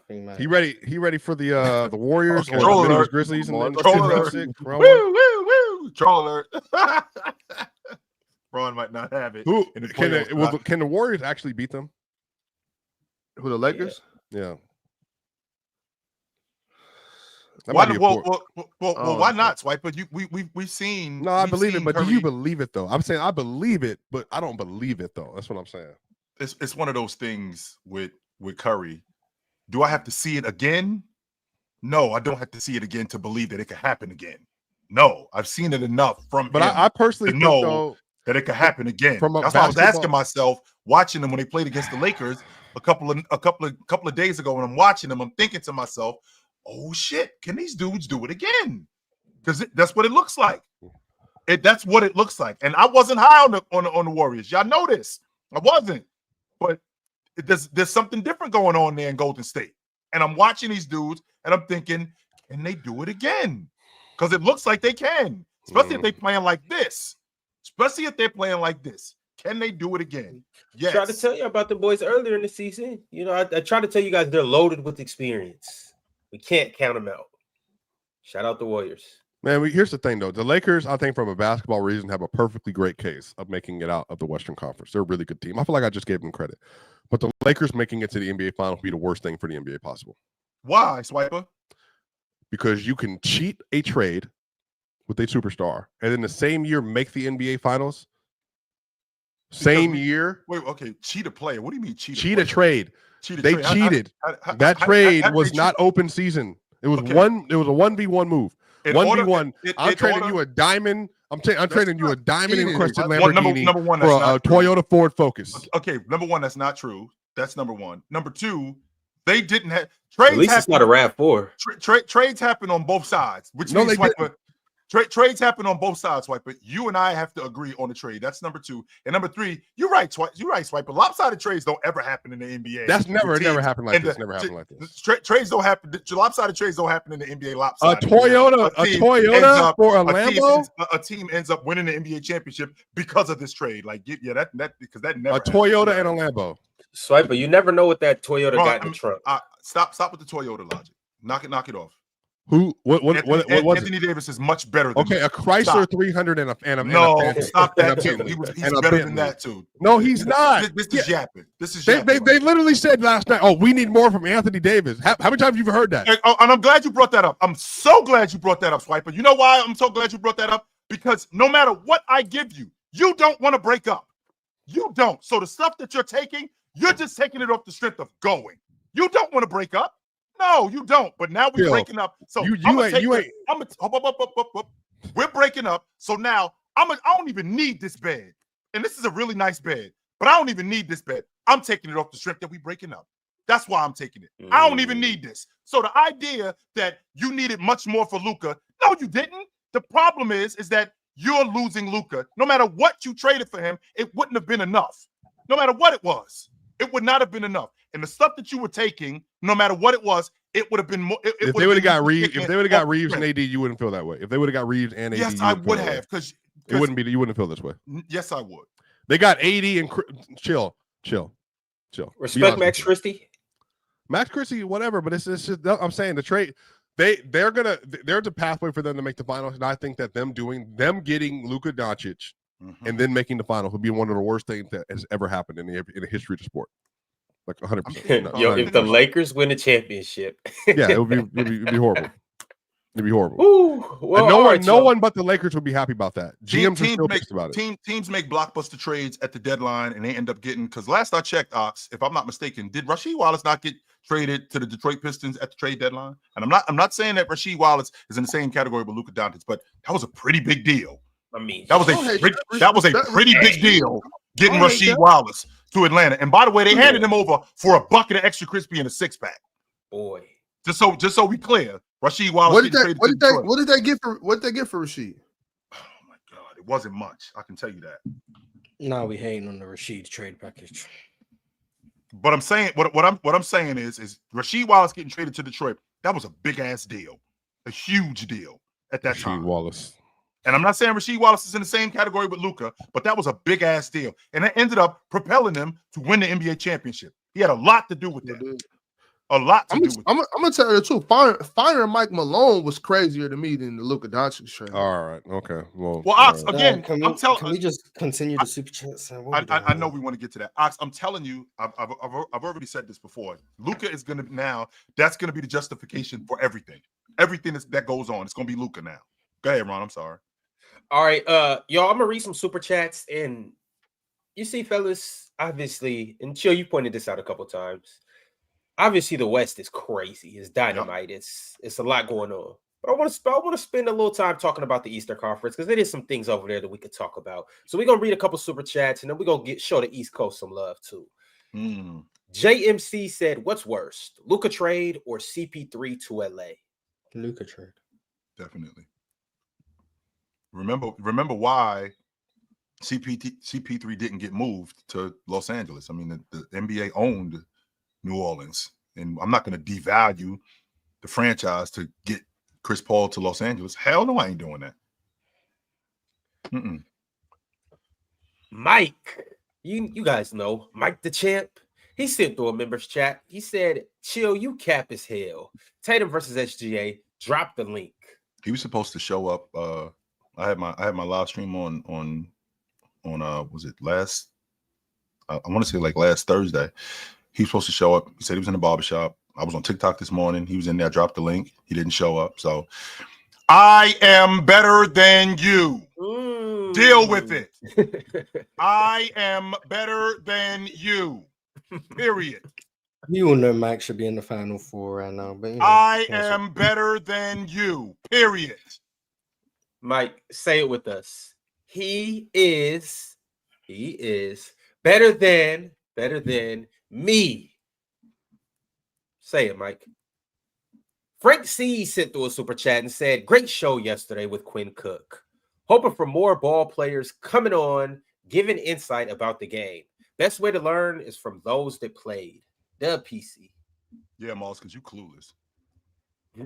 I mean, maybe I played. Who knows? Mars, you for sure played somewhere, and you just not trying to let us know. But it's all good. We'll figure it out one day. One day it'll come out. Yeah, Mars, don't think we don't know about you, because we familiar. Totally familiar. Absolutely. Stunner with the members chat. Stunner said, "Team's record without KD since 2022 overall 21-45. Team's record with KD overall 147-92, or 147 wins, 92 losses. What's good, panel and chat? Where y'all think KD will end up this summer?" You coming to Houston, man? I don't know what to tell you. Why would you go to Houston and go and be a second round out guaranteed? He will go to Houston when you can go to Denver and win the NBA championship and actually win. Houston, Jaylen Green and KD aren't winning anything. He knows that. So Houston's better than Denver today. They're not. You would not pick check the them in standings. series. Check the standings. You would not check pick the them in standings. series. Check the standings. I don't need to. We can talk ball. We can talk So ball. We can talk ball. Houston's better than Denver today. They're younger. They actually have like a head coach. Adam's a head coach right now. Currently, he's been there for 7 years. And they have like a competent front office. So. I mean, their front office got Jokic, Murray, and they have guys who are ascending. And do you have any players on your roster? Meanwhile, I've seen a very educated Denver fan talk about how the Nuggets have only had one All-Star in the last decade. I would love to talk about this. So is that the team that he really wants to go to? Mars, Agenda Mars? No, I shout. No, that's just what I heard from an educated someone who covers Denver, that the Nuggets have produced nothing but organizational failure. No, that's not what was said. Actually. Since they've only had they've had no All-Stars and no defensive players to surround their generational players. So why would KD want to go to a? You don't have one generational that is a player. failure. Why would they want to do that? I don't know. Why would they want to do that? You don't have an All-Star on your roster for real. For having a real conversation.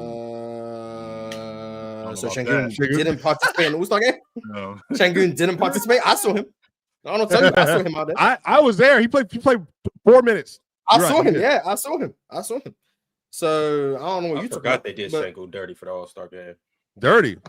There was a run on. Then he came in and he came in and then just gave up a dunk to end the game. Like Şengün was serious. I would have did the same thing. Y'all want to play me? All right, forget it. Let's end this. But and by the way, everybody in the chat, in case you missed it, I'm running a poll right now to get down to the bottom of it. Where would you rather see KD play next season? For the Rockets or for the Nuggets? Everyone gonna pick Houston because they know ball. There you go.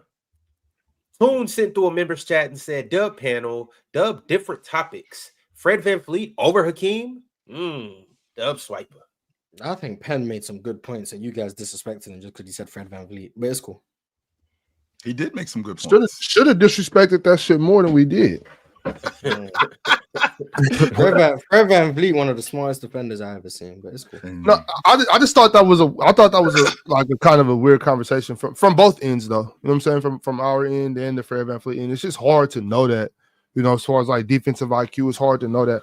I mean, the best way I think you can really see that is maybe like how you play help defense, positioning when you have the ball, when you don't, certain things, but I think that's just a hard case to make either way from us and him. I consider Draymond smart, and he let Keldon Johnson go right behind him for a dunk in the clutch. So, oh my God! And then he's looking at the rest of the crew like, "What are y'all doing? That's your guy. What are you talking about? What are they doing?" Yeah, that's the thing too. I think it's easier to see defensive like breakdowns. I think it's easier to see lack of IQ on the defensive end because of stuff like that. Like when Luka let that happen. Oh yeah, John Collins.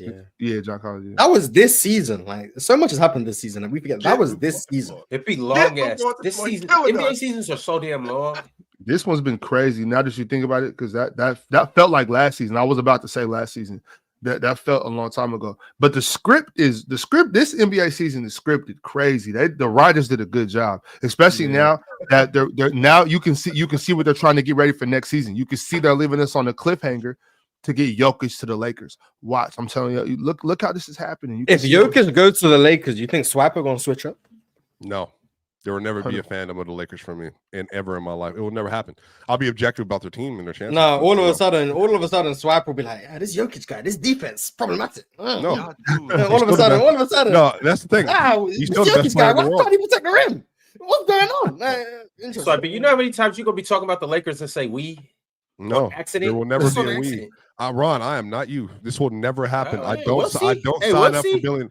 I'm good. I'm not on the side of the Empire. Everybody says I won't do it until they do it. If he goes from being Anakin to Darth Vader, he will be in fact Darth Vader. That's what you deserve to be. I will never join that. I'm always on the side of the rebellion. But no, so it's Luka, another bad joke. You never seen Star Wars. Also, never read, never seen any of that stuff. I guess. I don't know how they're gonna do it, Chill. And I think they might just be waiting for not next season, but wait till Bron gets out the way and just because, like I said, Luka's not there for Bron. That part I can get with. You know what I'm saying? Luka's there, not there for Bron. They're getting ready for post Bron. You know what I'm saying? They got Luka. You can see. you can see where the writers, the script writers, Here's are the getting problem. ready A for what lot of happens y'all next. lack integrity. That's the real issue, and There you Ron's go. one of them. Ox stands on business. Chill, he doesn't lack. He's just a Tatum fan, but he doesn't have a team. Mars, he has lacked integrity, but he's young enough to move teams. That's fine. You got until 25 to do that. Ron lacks integrity. I do not. There will never be a situation where you will ever see me switch up on my thoughts and feelings about a long-term, lifelong disgust of the Lakers organization. This has existed since the Nick Van Exel days. Wow. This was solidified during the Carmelo Anthony days. You will not change that. I will happily critique them fairly. Lakers fans are some of the most delusional, idealistic bunches of just fans in the world. I gave OKC props for what they did at the end of the game. Yeah, they were crying. Cried. Yeah, They crying. cried up and down. Oh my gosh! If Luka doesn't go out, OKC doesn't go on that run. So you're saying the Thunder don't do what they do to everyone all year because of one play? I don't care. I will never be a Lakers fan. They're a disgusting bunch of fans.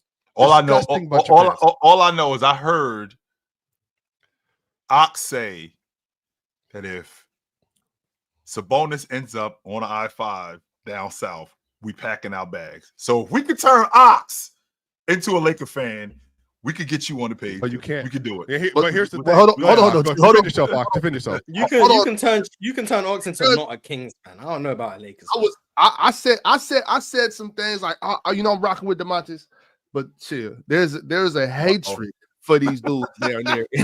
Like, the hatred runs deep. You know what I'm saying? I was in the heat of the moment. Y'all know how much I hate the Lakers, but I did say the Warriors though. I could get with the Warriors. The Warriors, they right next door. I could get. I mean, that makes sense. Y'all the Warriors G League team.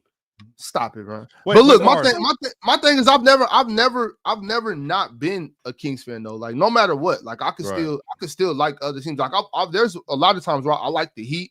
Right. Before Bron got there. When Bron got there, that shit was over. But I like the Heat. You know what I'm saying?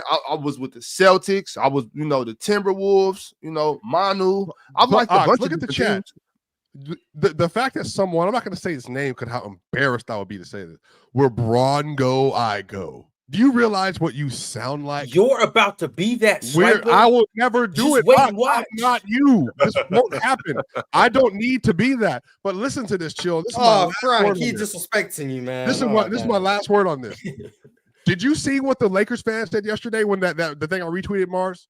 About saying like everything we've been through to get to Luka. Oh yeah, I seen that. Are you kidding me?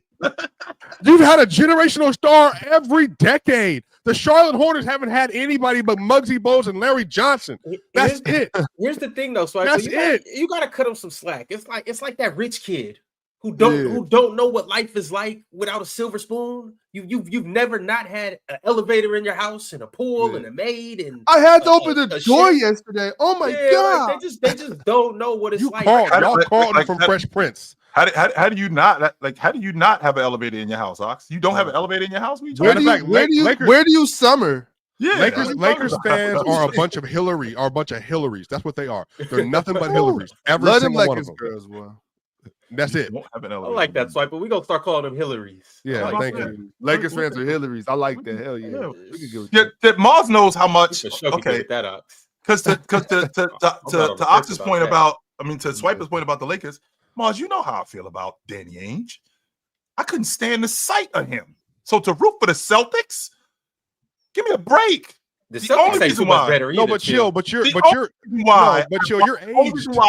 The only reason why I know as much as I know about the Boston Celtics today is because Jason Tatum doesn't miss as many games as he does. That's the only reason why I know as much as I do about them. Otherwise, I wouldn't mock them nearly as much as But Ron, that's different though, Ron. Because y'all heard what Ron said. He said the Celtics is pretty much the same. Like I was just called them Hillary. I hate them dudes. But it's different though. Like the Celtics, it's a difference. It's a different type of money. They got like old money, like industrial. They got different type of money. It's more gritty. You know what I'm saying? The Lakers, they that rich kid's child that's just an asshole. No, I wouldn't even say that. I would say they rich. They're soft. You press a Lakers fan for real, they'll fold. They'll just yell at you in bunches. That's the thing. They don't stand 1v1. You're a stupid. Like, bro, it's me versus them on a daily basis, bro. And I never back down. I stand on business every day. Lakers fans will join up in group chats. Matter of fact, Lakers fans across the world got my picture or video on their phone because they're trying to make fun of something. All y'all go home and talk to your father about me. They talk to their wives about me. They go, I can't believe Swiper said this. They go home and talk about me. They dream about me because out of hate. But you'll never be able to top this. Never. Not once. No, I'll never like the Lakers. It's always blood on sight. Baddies and beaches. That's it. That's all they is. 100%. Now y'all got Luka. Now they big up and they had Anthony Davis. They say Anthony Davis is gonna take us to a championship. Oh, now the sudden Anthony Davis ain't good enough. And then now they got Luka. Oh, now we got Luka. It is what it is, bro. See, chill. Me, I had went back and forth with Swiper about this before. I was trying to tell him he don't hate the Lakers as much as I do, but I think you might. You know what I'm saying? I think you just might swipe it. But the reason is I think because I actually love LA. You know what I'm saying? I hate the Lakers, but I love LA. So I think that might be where it is, Swiper. You have a real hatred for a bunch of LeBron fans are over there. So by the way, I love Genie too. I'm a huge LeBron fan, but I can't even root for LeBron no more because of these dudes. Like, come on, bro. Talking about where LeBron go, I go. I'll follow LeBron anywhere. He could flying you all around the country, and you just like, oh, okay, LeBron. Next super chat. Yo, Big Ox, why do you love LA? Why do I love LA? Yeah, why do you love LA? Because I'm from California, bro. I'll be in LA. Don't you got people down there? Where are you from? I got people down there. How you hate where you from? You know what? Hey, Swiper, what was Michael B. Jordan's name in Black Panther? T'Challa? Killmonger. Oh, Killmonger. As a matter of fact, your hair kind of draping over your face a little bit. Bro, keep going. Read the next one. Styles Blackman sent through a member's chat. He said, an example of inexperience. Ant wearing down in the playoff games last season because he wasn't used to that kind of long playoff run. Yeah, I remember we spoke about that. Yeah, change your condition. And I said I think that was a valid thing for him to say. And apparently, I remember. I wasn't feeling it. I really wasn't. I wasn't feeling it. I'd be lying if I said I was. I wasn't feeling it. Again, another lie from a Lakers fan. That never happened. This again, narrative. You definitely was. You definitely was. KD had to cook you, man. Yeah, exactly. That's not what happened at all. Again, it had got that serious where even KD had to say something. I literally said, Serbia. You think he coming to Denver? I literally said, Serbia. And you know, KD don't go into Denver. But I'm just saying this. You know, KD don't. Loyalty, so KD don't got no loyalty. Me and KD done already talked about stuff. They ain't got nothing to do with this. So KD, this is all jokes. Number one. Number two, Mars is a representation of the things that are wrong with NBA Twitter. The spit narrative, because that's not what happened. All I said was good job, good fight, Serbia, good fight, Serbia. I was in the house with a Sophie Smith jersey on. Like, I'm literally around family watching this game. We didn't see it, Swiper. That's cool. I should have videoed myself. So I need to start. I'll do Discord and Twitch. I'll start doing Twitch. I'll start doing Twitch. No problem. Imagine having to prove that you'd be rooting for the USA. Nice. You just imagine having to prove that you wasn't committing treason all summer. Fake patriot. Yeah. All I know awful his head. Last summer was fire with the Olympics. Hopefully this summer can live up to last summer. You know, word on the streets is we'll be at maybe Summer League. Maybe we'll be at the WNBA All-Star Weekend. Maybe we'll be at other NBA places. Swiper, were you rolling? Swiper, yes or no? Swiper, yes or no? Were you rooting for Serbia last year? No. So when Jokic was scoring, you was mad. Literally, no. This is so mad. This is the issue. Literally, when Steph Curry was going on, hold on, no. Shh. When Steph Curry was going on his run, I was getting up out of my seat, talking to her cousins. Like, there's no way they're gonna win this game. And then when LeBron was rolling to the basket, especially in transition, got up, yelled. And then when they play versus France, the whole time I'm going crazy. So I'm not gonna let everybody. When Jokic scored, was you mad? Not mad. Was you mad? I wouldn't mad. Anybody scored. What to be angry about? It's a good game. It was one of the because you're an American. No. That might have been off of his crystal ball. Ox. Was that not maybe the best Olympic game we've ever seen? I don't know if it was the best we ever seen, but it was dope. It was a good. So game. that's all I'm saying. So then we can keep moving. Wait, you talking about the Serbia game? It wasn't right? better for me. It wasn't better. It wasn't better than the gold medal game against Spain in 2008. Well, no, that game was out, but that game wasn't really that close, though. I mean, respectfully, it wasn't. They just missed a shot. But in fourth quarter, when Kobe Bryant did this, I know, but they were already up. But remember, USA was down 20 points more in the Serbia game. They had to storm back. And at the middle of the third quarter, then they were down 13 going into the fourth. And then next thing you know, LeBron, Steph, and KD went crazy. So, that was just a different deal. So, at what point did you take off your Serbia jersey and put on your Sophie Smith jersey? I don't have a Serbia jersey. Was the win it got within 10 points? The only jersey I own, I don't wear jersey to other men with their last name on. I've never done that my entire life. The only jersey I own is Sophie Smith because she plays for Team USA Soccer. That is another man's name on it. That's her daddy last name. That's her name. That's her name. Sophie Smith Soccer. No. That's what you soccer. talking about?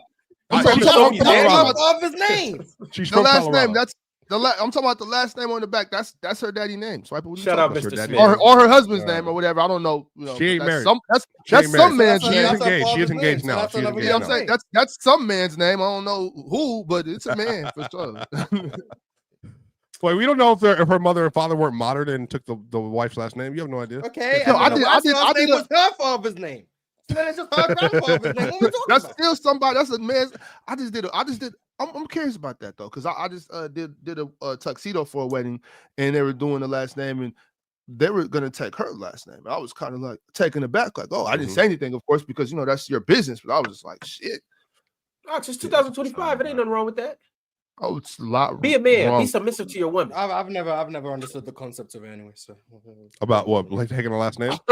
Yeah, I've never understood the concept of taking someone else's name. I've never. Mars, somebody's gonna have your last name one day, Mars. Oh no. Or he might have somebody else's last name. Mrs. Mars. Mrs. Yo, all right, come on. Yo, KR said, I honestly think Nico might be the fall guy, and this was the cheap owner's plan all along. Nico and AD are close, so maybe he said, "We can get you AD." Well, I can get you Nico and AD are close. I wonder what AD Nike, said, right? From Nike. Gotta be. Yeah, right? I think so. I wonder what AD was saying to Luke after that game when it was, when they was hugging and he was talking to him. You're making this a lot harder for me than it's supposed to be. Calm your ass down. Don't come around here doing that shit no more. You're making it a lot harder for me than it's supposed to be. Way harder. Yeah, I know one thing. I know the owners are happy that they got Nico as the front guy. Boy. Hey, was Nico there last night? Yeah, in the hall. He was in the hallway. And I kept seeing them panter. What did you want him to do, Swiper? You wanted him to sit out in the stands? You think he should have sat out? Nah, you can't do something like that and tuck tail. That just shows right there. So sit in the stands like you normally do. Stand on your nuts. What are you doing? Yo, you do understand, Swiper? Be responsible for your actions. The dude, he's got to hire extra security. He's been getting death threats. I watch my back. I gotta watch my back. Sure, I wouldn't even been there last night. I would have been on vacation. I would have been somewhere with a sandy beach. I gotta watch you say my beaches and baddies? Hey, I would have been watching on Playback. I gotta watch my back. I'm saying not even on no fake tough shit or whatever. You know what I'm saying? Not even on nothing like that. I'm just saying like it's when you're a leader. You got to stand on your decision making. Like you got to make sure that it looks like this wasn't just no quick thought out. Boom! I got whooped by Rob Pelinka. No, I'm doing this because I have a direction that we're going. I don't feel like I did anything wrong, and since I don't feel like I did anything wrong, I'm not hiding the tuck and tail from nobody. I'm gonna walk through every crowd like I always did and do my thing because this is my decision. Y'all gonna rock with me or you not? And if one of y'all touch me, you see these is Marines and Navy SEALs around me. Don't play around me. Like I did this because this is what I thought was best for the franchise, even if I really didn't. But I'm going, you know what I'm saying? I'm gonna be out here. I'm gonna be out here like this is what we doing. Like, come on, you can't be hiding. That's crazy. Especially in Texas, they're not respecting that. They see you hiding, they're like, oh, you a sucker. You not, you know what I'm saying? Like you did something, like they gonna feel like you ran a foul against them because you're tucking. That makes me think that you are just playing with us. Like, why are you playing with us like this? Yeah. That's just how I would look at it. If I was the guy, if I was one of the people in the stands, if I was a diehard Maverick and you got rid of Luka and then you're not coming to the arena no more, you're just playing with us. You're playing with our franchise. All right, y'all, let's dive into the Eastern Conference right here and now. It's been a while since we took a look over here. Obviously, we know that the Cleveland Cavaliers have secured the #1 overall seed with 63 wins. They have 2 more games left, so we'll see if they can get to 65. The Boston Celtics have secured #2. Then we have the Knicks at 3, who it looks like they're going to secure that #3 spot, but they have 2 more games that they have to win, or 3 more games that they have to win with the Pacers just 2 games behind them. So we'll see if the Pacers can catch the Knicks. And then we got the Pacers at 4 at 48-31. The Milwaukee Bucks have jumped up to the 5th seed at 45-34. They are 3 games behind the Pacers, and it's looking like we will get a Bucks and Pacers 4-5 matchup in the playoffs. At 6, we have the Detroit Pistons at 43-36, and everything below that is... The Magic go back to 500. So shout out to Magic. They can't catch, so they're stuck in the play-in. So it's likely Detroit's going to stay 6. I mean, they could win those back-to-back games against the Bucks, and then if the Bucks lose one, if the Bucks lose out and the Pistons go 2-1, they tie, right? No, they have the Bucks have beaten them twice this year. Yeah, but if the Pistons win both of their games against the Bucks, it'll be 2-2. It'll be 2-2, correct. That's correct. Yes. So I don't know how that works. It's likely the Pistons stay 6. So I think this is how the standings going to look. Like, this is exactly the order it's going to be, probably, if I had to guess. Which means you get the Pacers Bucks rematch, which is cool. If they end up winning that game, yes, that's exactly what happens. And I mean, how do I feel with Detroit and Milwaukee? Because again, Ron, this is one of the better playoff matchups. Implications, I mean, like when we talk about Memphis and Minnesota, this Detroit Milwaukee matchup, these last 2 games, this game in particular, the first game is the one that's going to determine whether or not we have a second game. Because if they win that first game, the tiebreaker is out because they've beaten them 3 out of 4 times that they played them. So then that means that they'll probably sit in the 5 spot if they end up tied. We beat these dudes 3 or 4 times that we played them. But if they end up tying, I mean, what would you rather do if you're Detroit? Would you rather go to New York or would you rather deal with Indiana in a 4-5 in a 4-5 series? I really like their chances against. I like their chances against New York than I do Indiana. I really do. I don't know what it is about Indiana. I think Indiana plays a similar style of basketball with them in terms of in terms of offense. But I think Indiana plays a little bit faster, and they're also one of those teams that doesn't really get pushed around as much. Even though Turner is soft, I do think he's soft, man. But I think that they got enough guys over there that can supplement that. They do. Being on the side, and this Eastern Conference isn't. It is. It's even more difficult, but all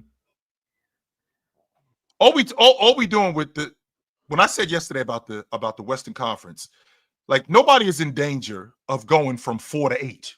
That's not going on, right? Nobody is in danger of going from 5 to quite possibly missing the playoffs. With Orlando and Atlanta, I mean, we just determining who is you coming to Atlanta or you coming to Orlando. Same thing with Miami and the Bulls. Are you coming to Miami or are you coming to Chicago? So it looks like Miami's going to have to come to Chicago. And Miami don't even deserve to be in the playoffs. Like Cleveland should just get a bye in the first round. Like it's a disgrace that one of those teams is going to make it. Like it's sad. And y'all dudes roast me when I talk about how much I hate the play-in tournament. We already got a play-in tournament.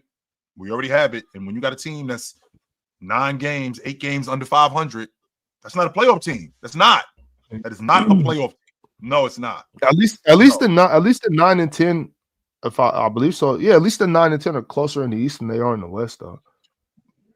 Yeah, the West should just be the top 8. Like whoever's in the 8 seed, that should be the 8 seed, in my opinion. For me, the play-in should go back to what it was the bubble year. Where it's like if you're within a certain amount of games, then you can have a play-in. I like that. Like if you're this far behind, like there's no reason for you to have a chance. It doesn't 8 games out. the playing should be a year by year, like case by case basis. That's what it should be. And I'm also of the belief that more often than not, the 7 seed should just be safe. But like if 7, 8, and 9 are all like really close, like I can understand the playing somewhat. But like, or if 8 and 9 are close, I understand it. But like the 10 seeds, like they're 36 and 44. The last time we had a legit play-in was in 2018 when Jimmy Butler was in Minnesota and they played Denver because they were tied for that last spot. Oh yeah, was that the Jeff Teague played well that game, right? Yes, that's the last time we had a legit play-in. This right here, I understand that this is for ratings. I understand that this is for the audience. I get that part. But you can't justify me that a team, that the Miami Heat, that is not a playoff team, 8 games under 500, got one of the worst offenses in the league. You're building something out there, no question about that. But that's not a playoff team. No, they are not. I also think an underrated disadvantage is like OKC and Cleveland and Boston and Houston to a lesser extent have done so well to get a top 2 seed in their conference. And then after 82 games, the Knicks are going to know their matchup. The Pacers and Bucks are going to know their matchup. But OKC, Houston, Cleveland, and Boston, the teams that have won their conferences, 1 and 2 in their conferences, have to wait to find out who their matchup is. And like the 1 seed has to wait even longer because the 8 seed playing is even further along down the line. Like, how do I win my conference and then I have less time to prepare for my opponent as the team that's the 3 or 4 seed? Like that's unfair. In my opinion, that's unfair. I shouldn't have the disadvantage of less prep time to face my opponent because I don't know who I'm playing until like 3 games before the first game of the series. But the like, counter to that's a disadvantage. Fair enough, Mark. Especially if you have a worthy opponent. Like if it's like one of some bum ass team that's going to like you're gonna beat them regardless. But like, and that's where I was going with that. That's but shit, what if that doesn't exist in the West? For instance, in the West, what happens need every advantage they can get. What happens if you end up playing Minnesota? If you're the 1 seed, you know what I'm saying? We got 3 days to prepare for them. Right. Like that's unfair. But like, it is what it is. But here's the thing, though, Mars. It's not like you got 3 days to prepare for Minnesota or you got 3 days to prepare for Memphis. You've seen them all season long, so it's not like you just seeing them just now. It's not like and Swiper can attest to this. It's not like in the NFL where I got the number 2 or the number 3 seed, and if I'm Pittsburgh and now I got to see, I don't know, the Raiders. I ain't played the Raiders all year. I haven't seen the Raiders all year long, and now I got to play the Raiders in the divisional round. And I got 3 days to get ready for them. I got 5 days to get ready for them. As opposed to you, Mars, with your Houston team, you've seen Minnesota all year long. You've seen Memphis all year long. You've seen the Warriors all year long. So you know what these guys do. You've got scouting report. I'm at a disadvantage. The 3 seed knows their opponent right Sunday evening when the regular season is over. Sure. The Lakers, who are probably going to be the 3 seed, are going to know that night who their opponent is. Whoever's in the 6, they can start preparing on Monday morning. This is who we're playing all week. All our prep is geared to this team. The Rockets, and to an even bigger extent, the Thunder, then have to wait until whenever the last game of the play-in is for the Thunder to then know their opponent. Even if I think they've played these teams before in regular season, they've seen them, they know all of that. That's still a disadvantage for the team that won the conference. That should never exist. There should never be such a thing as you won the conference, you are disadvantaged. That shouldn't exist. Yeah. And that's what the play-in does. It gives you a disadvantage. And that doesn't make sense to me. So I think the other side of that is you're going up against a lesser team, and this is not my logic, but you're going against a lesser team. You should be able to handle the Miami Heat. You should be able to handle the Memphis Grizzlies. You should be able to. There's a reason why they're at the bottom of the league. You should be able to handle them. That's why they're at the bottom of the league. But that's not true for this Western Conference, though. Like, no, it isn't. They're all grouped together. But so I'm of the like, if we're going to keep conferences, the 1 seed, whoever wins the play-in. So like, let's say it stays as it is: 7 Golden State, 8 Minnesota, and they win the play-in. I think OKC should be able to pick their opponent. I think OKC should be able to pick who they play. Now, if that happens, Mars, that's what I think should happen. Now, if that happens, then the narrative of, well, you ducking these dudes. You ain't really want these dudes. Live Even though teams do that anyway. Live with the narrative. Even though teams do that anyway. But now that's going to be the logic. Oh, you ducking Golden State. You don't really want to see them. If you're the 1 seed, I think you should be able to choose which team you play. Like, that's the... If you're going to give them the disadvantage of they don't know who they play until Thursday and the series starts on Sunday, they should at least be able to pick which one they play. Which is an even bigger disrespect, because if you pick us, you think y'all better than us? You think y'all can beat us over there? Take it personal. All right, y'all. I do want to talk before we get to the super chats. Last thing, I do want to talk about some important games tonight. And obviously, we have 4 days left in the season. Yep. So every game, well, a lot of the games that are going to take place between now and Sunday will actually matter in terms of seeding and standing and stuff like that, especially when you have two teams that are going to be playing against each other that are in a playoff hunt. Now, the first game tonight, well, the first 2 games tonight that I want to point out is the Cavs and the Pacers. Well, the importance of that game is not necessarily standings, even though the Pacers can move up potentially and take the Knicks. The importance of this game is that, well, this could be a second round matchup. Now, I don't know if the Cavs are going to be resting their players. I don't know if the Pacers are going to be resting. But keep in mind that this is a potential second round matchup. So we'll see what happens with that game. It is a nationally televised game. Also, we have the Knicks and the Pistons. These two teams, but more than likely, will be playing each other in the first round. I don't know if the Knicks rest. I don't know if the Pistons rest. But we do know that this is a game that we will be seeing. Well, Ron, we already saw yesterday with the Boston Celtics. I mean, they just shelved everybody because they already wrapped up the 2 seed. So they already shelved everybody. And there's no reason. I understand that Cleveland could possibly see Indiana in the second round, but they've seen Cleveland all year. We're in the same division. So the more rest we're able to get now is just going to be beneficial to us later on. Now, don't get me wrong. I'm more of an advocate of playing, but in this particular situation, I mean, if you can get guys some rest at the end of the season, I think that'd be good for them. So I wouldn't be surprised if Cleveland didn't play anybody. I wouldn't be.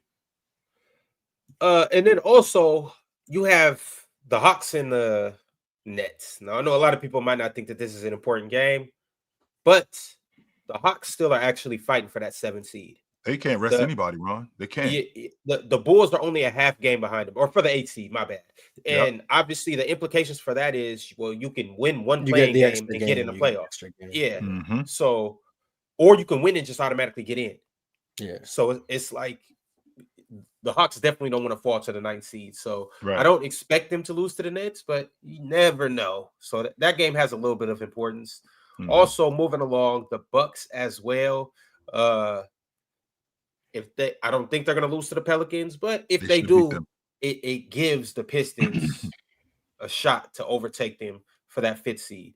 So you have that game, and then last but not least, obviously the most important game tonight. This is a huge game. Huge. The Wolves and the Grizzlies, fellas. I want to stop right here and talk about this game.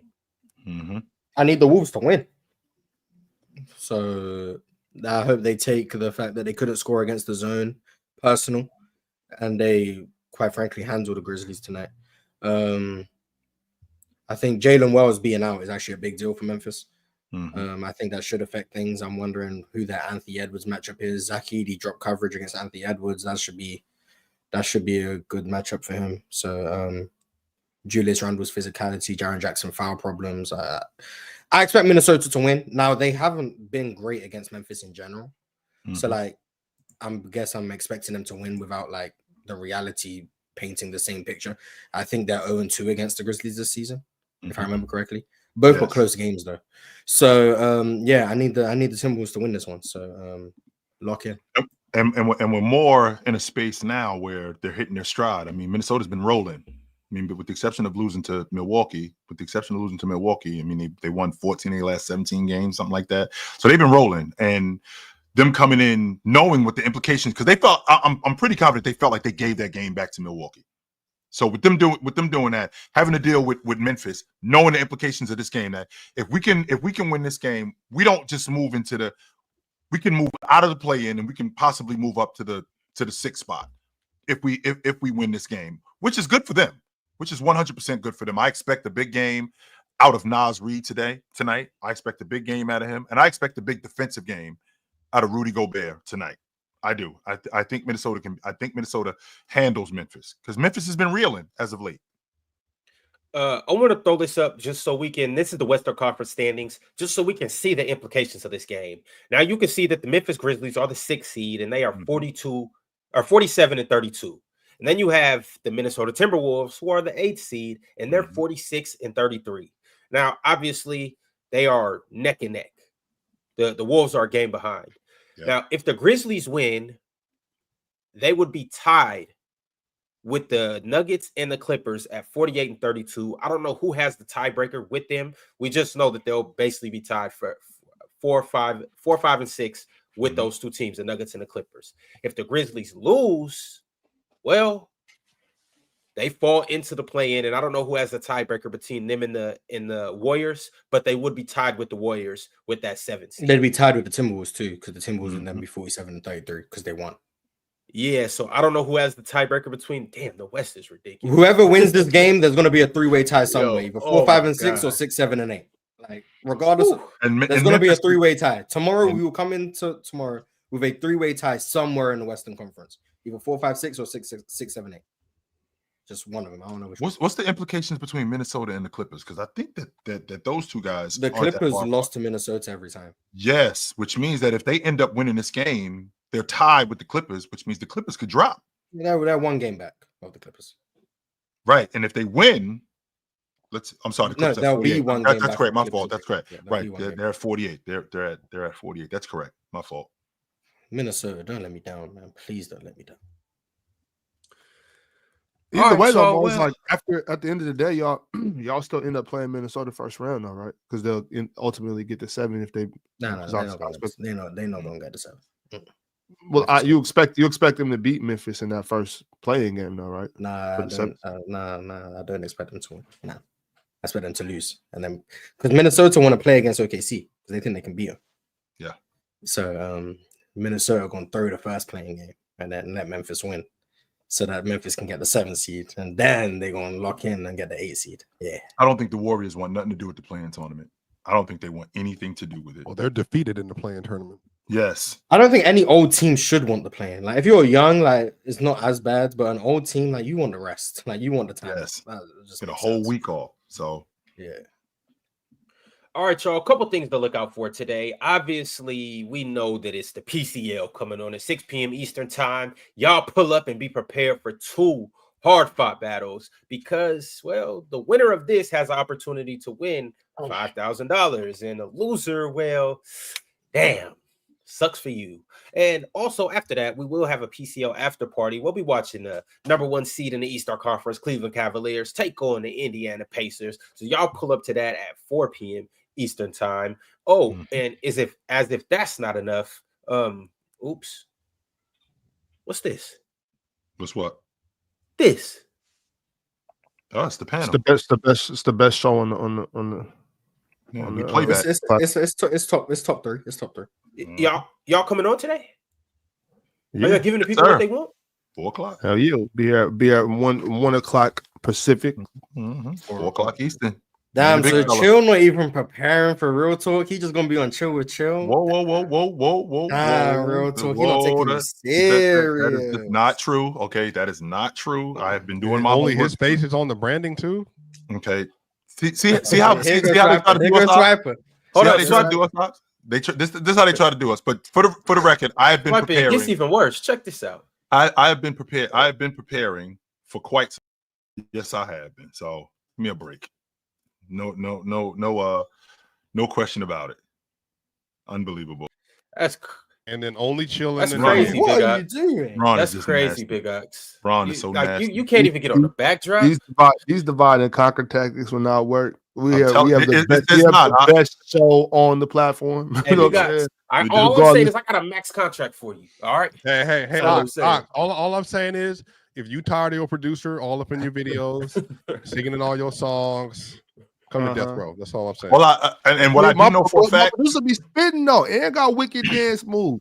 You know what I'm saying? We got our videos going crazy. and on top of that, Ox, this dude right here, we boxing when we see him. We are straight boxing. Oh, him Yeah, Swipe, but he knocking your Not- top. He no, knocking not that hat off your head. not just him. The other dude too. Oh, We are not boxing. just him. Hey, So hey, Swiper Ox, part of it? Not Hey, just Swiper, him. he knocking that hat off your this head. is Gladys Knight What they and trying the to do? Pip. No, it's not. This is Gladys Knight and the Pip. No, it's not. What this is. They trying to- All right, y'all.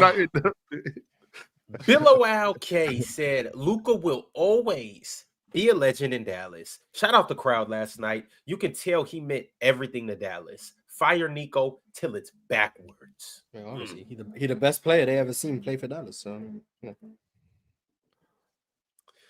Smooth Criminal 555 said, "Damn, Swiper, you were spitting facts. You have to have a certain personality to be a Lakers fan." He said, "Laker fans' dream game is 5 Laker players dribbling the ball in a circle, and that's greater than smiling, chanting Lakers, Lakers." Yeah, 100%. They think everything should be about the Lakers. They think any criticism about the Lakers is unfair. They think the coverage about the Lakers is unfair. They think the Lakers should be getting more glazed. I literally had like people that I know that work in the media, by the way, that when they won those games over the weekend, they were like, "Oh, ESPN has no choice but to start the show with the Lakers and talk about these wins." I'm like, no choice. Every time the Lakers do anything, they get the first segment. So it is what it is, bro. They're the Cowboys. Anytime the Lakers don't do anything, they're still the segment. They're the Cowboys. Yeah, you see, literally, it's literally the Cowboys. This can't be true. This can't be a true statement. It can't. When the Lakers lost to the Nuggets in the Western Conference Finals, you know what the next segment was? What's next for LeBron James? Not the fact that y'all beat them. No, not the fact that y'all beat them. No, it wasn't. It wasn't. It's what's next. It's what's next for the Lakers now. My dog Nick Wright, who I respect immensely, great at his job. After they won that game one, that loss, that's a better loss for the Lakers than a win for the Nuggets. Like, unbelievable. That's just the way it works. They are the spoiled rotten kids. Matter of fact, yesterday, Chill, it was, should OKC feel good about that win versus the Lakers? What? Should they? That's a valid question. Ron, this is not ESPN, Ron. All right, well, should they have felt bad? Okay, so what if the day before they said, should OKC feel bad about that loss with the Lakers? Would you have been mad about that? Yeah, because they didn't bring up that they lost to Houston. We beat them in the same weekend, and it was crickets. Lakers beat them. Oh, the Lakers could beat OKC in the playoffs. Where's the love? We beat them too. But it is what it is. Y'all beat them? Then the Warriors beat the Lakers, and they just talk about the Lakers. Then the Rockets beat the Warriors. Crickets. It is what it is, man. Y'all beat the Warriors too? Yeah, you know, it's just what we do. We secured the 2 seed, and it's just crickets. But so y'all believe me about this Laker media cartel? It's real. We all know this. It's a thing. 100% a thing. No doubt. If Chill was a Lakers fan, he's big now. Wouldn't be able to stop. He'd be Michael Jackson. I mean, he's a LeBron guy, so he's like, you might want to rebrand, Chill, switch up, and go full blown Lakers. If you big as you are on TikTok, number one, you'd be twice as big on TikTok if you're an open Lakers fan. You'd be on ESPN right now. Get Up, First Take, and NBA Today, and you think people walk up to you now at bars in Indianapolis? They already have tears in their eyes when they see you. Chill. You wouldn't be able to walk in the streets. You wouldn't be able to get groceries. You wouldn't be able to get gas. I was a Laker fan when they had Shaq. That's why I watched them, because they had Shaq. Now they have LeBron. Yo, Chill. That's why I watched them. Because here's the thing. Like, I know you Tatum Town right now, but it's not too late to rebrand. Like I said, and become Luka Town. I'm saying, Chill, we already got the best show on this platform. If you rebrand and go Lakers, we'll have the best show on the internet. 100%. In the world. Something to think wouldn't be on it. Yeah. I won't need my name on it as long as my name is on them checks. Yes, sir. I don't understand why. I don't know. Like, why are we even having this conversation? Exactly. Yes, sir. Exactly. Somebody got to be a second option. Somebody got to come off the bench. I've already subscribed, and I got dragged, kicking and screaming, onto the Clipper train. So I'm on it. So somebody got to be Mo Williams. I'm on the Clipper train. It's gonna crash, and I'm going to get killed. Hey, Timothy Mozgov got 72 ox. So y'all, you know me. I don't even gotta be the 6th man. Just let me get a couple minutes. You know what I'm saying? Shout out Timothy Oxgov. Masenko. You Booby Gibson? Hell no. Booby was way too dumb for that. Don't disrespect Booby like that. He said you can't pull Keisha Cole, Ron. That's what he said. Go ahead. Masenko said, what do y'all think if the in-season tournament winner should be able to pick home court advantage for any one series in the playoffs? Like the NBA version of winning Money in the Bank. No. Well, then what if OKC wins the in-season tournament? Then they was going to have it anyway. So what's the rewards? It's not. Yeah, what if the winner of the in-season tournament doesn't even make the playoffs? Right. Yeah, like the rewards has to be something that like every winner could possibly benefit from. Yes. Like there's situations where either you win the in-season tournament, you don't make the playoffs, so then you've got no benefit, or you win the in-season tournament, but you have the best regular season records, so then there's no benefit. That's why I don't believe that. I wouldn't go with that idea. I've never really subscribed to that whole giving, because they got that from baseball. You know, the winner of the All-Star game determines where the World Series is.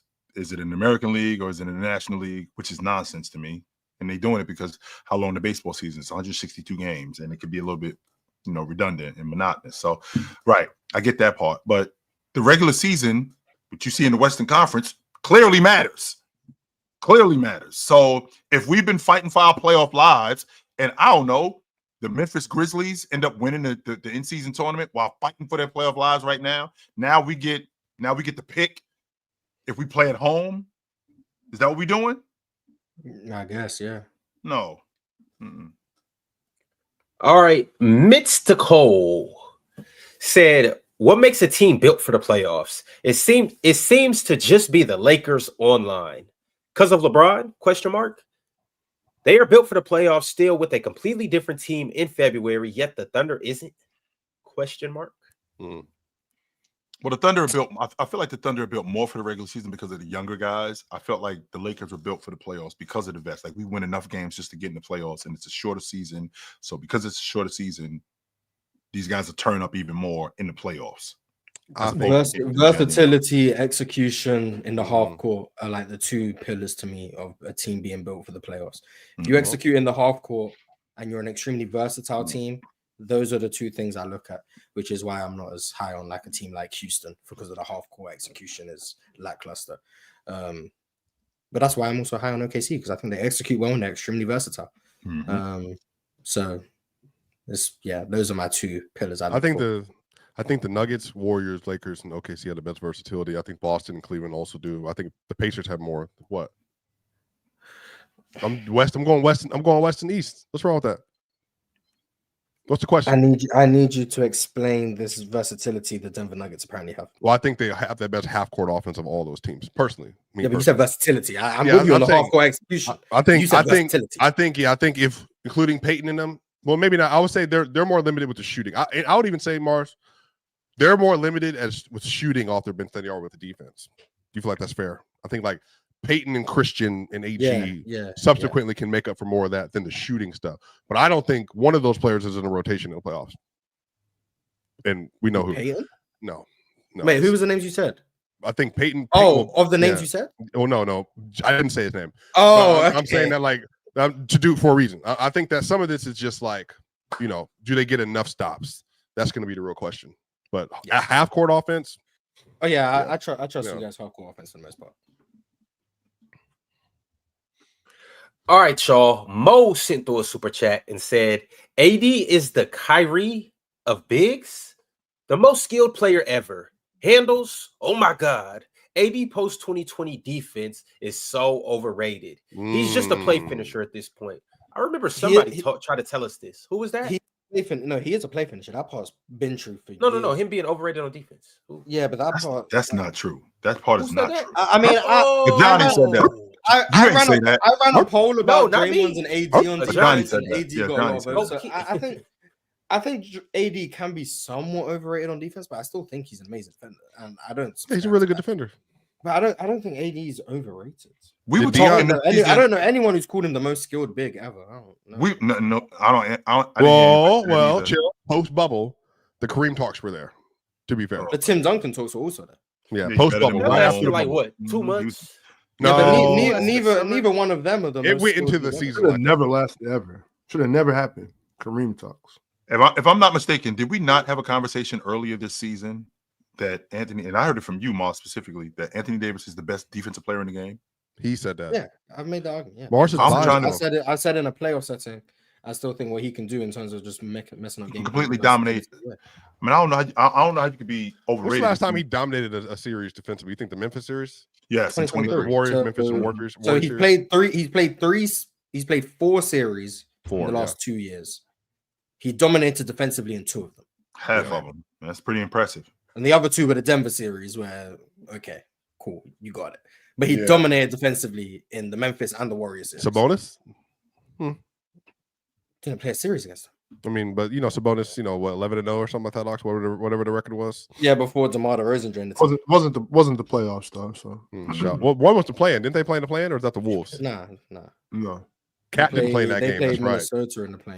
We played the we played the Warriors and then the Pelicans. You think Evan Mobley or AD going forward, Mars, defensively? Yeah, I think I'm lower on AD's defense now. I think the transition defense stuff is like really problematic. So I think I'd probably go Evan Mobley. Is there a big? I think Wemby's the best defender in the league. Is there a big that's an elite transition defender? Evan Mobley is. No, he's not. Do you count Draymond as a big? Giannis. Yeah, I guess. Yeah, Draymond's fair. Giannis is an elite transition defender. When he runs back, yeah. Yeah, when the motor's engaged. Giannis be chilling on defense in transition. I'm sorry, they all have to. They have to, bro. You can't. Yeah, some guys just can't maximally exert themselves. But Draymond is one. Giannis is another one. Bam, when he's there. It's 94 feet. You can run 94 feet. These are world-class athletes. And you don't even have to run. I think Giannis might be like maybe the best like big transition defender. I mean, Wemby, he's still young, so he runs everywhere. So I think he's probably still like if he steps foot in the paint, chill. If you're in transition and he puts a foot in the paint, you're probably not laying the ball up. Yeah, Wemby. Yeah, there's options. AD's at like the bottom of the list. Gecko State sent through a super chat and said that article by The Athletic on Russ in Denver is diabolical. I like when my Nuggets are not in the spotlight or not in the national spotlight. Good win last night. We move. Yeah. Is the article diabolical? It is. I think what's happened is Russ fans feel like they're blaming everything on him and the dynamics. And I'm trying to tell people that the Russ Malone dynamic, because now people are sending the chill thing to me, the video he did yesterday. And so to counter to that, I'm saying Russ was not the main reason. No. Malone and Booth, their feud was the main reason. Russ was a part of that, but also based on things I cannot say publicly, there are also some things with Russ individually that have led up to some of the, I guess, ill feelings within the players, friction, all that other stuff. Like there's too long of a leash. There are some things that have happened. So I think it's a mixture of a lot of things. So what you're saying is this is Jokic's fault for trying to get Russ. Sure. Yes. If Jokic did not exist in the Nuggets organization, they would not be having conflict because they would just be sucking. So technically, yes. And they wouldn't have Russ because Joker was the one who vouched for him.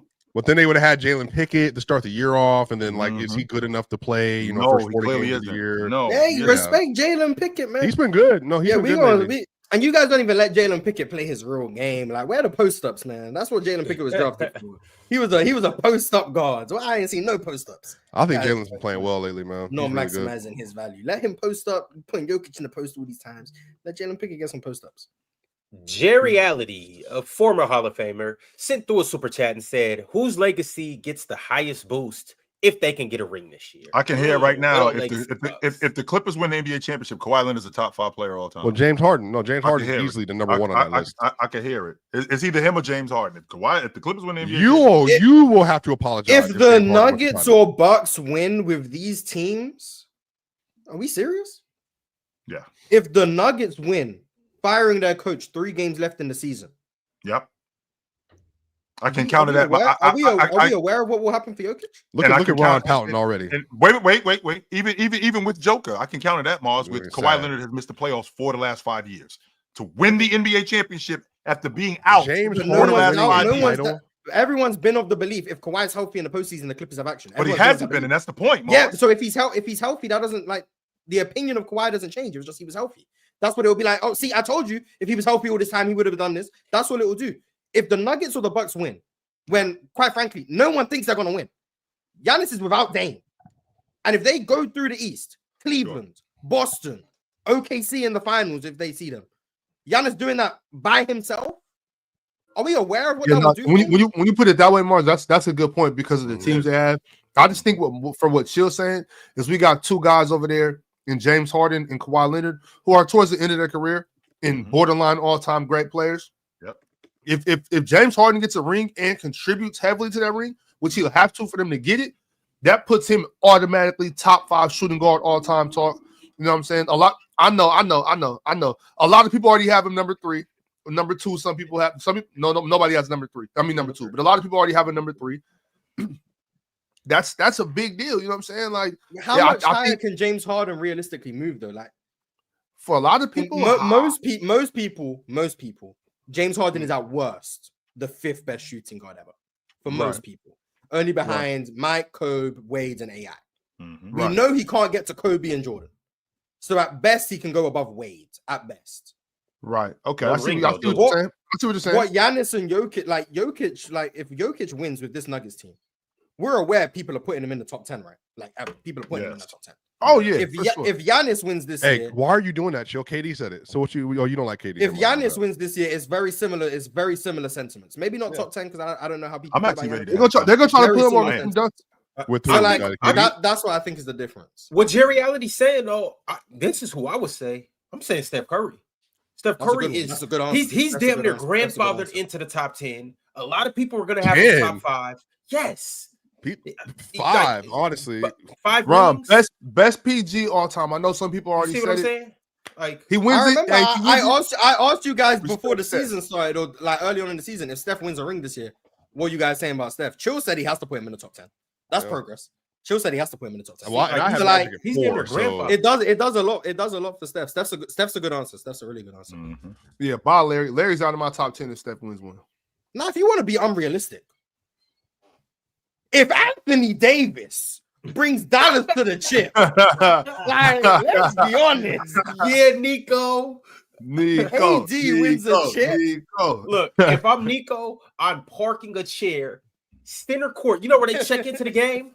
I'm sitting. I'm sitting on there for the whole finals. I'm sitting. So wait, you can't do that. You can't do that, Ron. You can't hide and then come back out. You can have your cake and eat it too. Yes, you can. You can do that. You can. That's just no nuts, Nico. And no just nuts. so you know, Ox, and I know how you feel about this, but you are going to want to box because to Mars's point, he goes ahead of Garnett. That's going to be the logic. Ooh, AD. That's going to be the logic. I'm for sure going to boxing somebody. It's going to be boxing because that's going to be the logic. Such a gap already though. Like that's I don't think it, to be honest with you, this is how much people value winning. People value championships. He goes ahead of Garnett. That's going to be the logic. The team that least win, that gets anything, the least amount of credibility for winning a title is the Lakers. Like LeBron and Luka, that's going to barely move. Because at the end of the day, LeBron can't do nothing for his legacy. Like I don't think so, Mars. I don't. Like the highest LeBron can. Like if wherever people have LeBron at this point, like no one's changing their minds on this nonsensical. Like, I know where I stand. LeBron winning another ring or whatever, like nothing's changing my mind. Nothing's changing Ron's mind. Like LeBron stands where he stands. I don't know. Maybe I put him. But Luka winning a chip with LeBron and Reed. I mean, I don't know. I just think among the ones we talked about, that's probably the least movable. That's what I'm saying. Among all because Bron has room to move on my list. So another ring could really. Well, from 7 to 5. From 6 to like 4, maybe. He'll be at 4 probably. 4 because because that's Tim. He'll be at 5. He ain't passing. Yeah, like you still actually might hurt LeBron's legacy. He might move down because if Luka comes to get the Finals MVP, we ever thought y'all are crazy, bro. Y'all are crazy. Bron, that's ridiculous. Y'all see what Bron's doing? Oh, we got to go ahead. Yeah, we got super chats, but we'll talk about this later, y'all. If they get there, we'll talk about that. Was a PCL question. I remember that. Medved said when Luka's contract expires, he needs to go where he feels happy. Not be forced to play where others like Komish Baldo, Pencilhead want him to play. Who's Komish Baldo? Adam Silver. 100% agree, y'all. Yeah, I know. We've already spoke to Luka. I mean, I know his representatives, and he said he loves Houston. He loves it. So, like, now if Houston got Luka, then now they would have a real superstar, and I can get with that. But not KD though. Not KD. Damn that spot. But he needs to go wherever builds the game the most. Whatever builds the Charlotte. Game. No matter what team it is, whether it be the Jazz, he needs to not be. I'm about to get motion sickness, Ox. Relax. MP13 said, we all knew it was up for Dallas when we saw Luka crying on the bench. I thought he was going for 60 last night. Yeah, I'm kind of disappointed. Only 45. I was scared for them dudes when I seen them tears coming out of his eyes. I was not expecting that, y'all. I was really shocked. I'm not even trying to be funny like that. It really touched me. I was like, damn. I was feeling bad. Like, man, he really loved it. He loved it in Dallas. Of course, and that's the best player the fans have ever seen. So, like, stop, please stop. He is, but us Dallas fans, who the best player they seen play for the Mavericks, they always say Luka because they know. Well, but anybody under 35. Anybody under 32 might say Luka. Anybody over 32 is going to say Dirk. Okay, and whose opinion means more? Okay, there you go. Cooked. People with real life experience. Hell no. Hell no. As you were saying, Ron. I'm sorry, Ron. You were saying something, Ron. You were saying something, Ron. Speaking of being cooked and cooking, Cowboy Bob just sent through a super chat, and he said, "Wow, Mars agrees with me about Giannis winning a championship. I got to debate better. LOL. Go New York, go." Well, to be fair, our question was who's under the most pressure, not whose legacy would be boosted. You argued about Giannis's legacy and not the pressure he's under. That's why you lost. But and then chose to argue Franz Wagner as the most versatile defender in the NBA. Hey, your boy Ahmed just got a 2K update, an 87 overall. The men's 87? Was he the second highest rated on the team now? Hold on, his defense is 87 or he's 87? Overall, he's an 87 overall. He's an 87 overall. I gotta get 2K. It'd be fun to play with a min on 2K. I gotta get that. Oh no, it is fun. It is fun. You literally just he's got like 95 speed. Mars, like you literally just run to the rim. I know. That's like playing with 09 Brown or something. You literally just run. You play my point guard. You just run to the rim, and I'm finna go to Best Buy today. I need a PlayStation. Best Buy. Just buy it online. He needs See, Swipe, I'm an old school brother. Swipe, I'm not like you young cats. I'm not just ordering stuff on Amazon. I'm a fun adult type brother. You know I got DVDs and like a whole bunch of stuff from back in the day that I'm just keeping for. That's because you're a hoarder. You're a hoarder. What do you want me to do with them? You're a hoarder. What do you want me to do with them? I hope you're watching them. I don't even have the DVD player no more. What are you talking about? So why do you got? What is your problem? Because eventually, just like Pokemon card, I got a bunch of holograph. Oh, so you're waiting for them to go up in value? Oh, bro, you already know, dog. Hey, no, hold on, Ron. I got the triple set. Menace to Society. It's a triple set. Menace to Society, Boys in the Hood, and the third one. I can't remember the third one. It's a triple Blu-ray. When that junk finna go platinum in 2065, baby. I got a couple DVDs. I've been waiting to dust off. I got that one too. Chill. Everyone just go DVD. Rush Hour 1, 2, and 3. It's a family show, bro. Bro, this is a family show, bro. I got The Godfather. I got the Friday trilogy, and I also got a super chat from Riddell. Well, Riddell became a member first, and then he sent through a super chat and said, "If you see Mark Cuban's interviews, he alludes to Nico grabbing a lot of power. I am just passing a message." Shill's showing us his collection, y'all. If I was that home, I'll show y'all my collection too. That's what he be doing. He be watching DVDs instead of preparing for Real Talk. It's crazy. Crazy.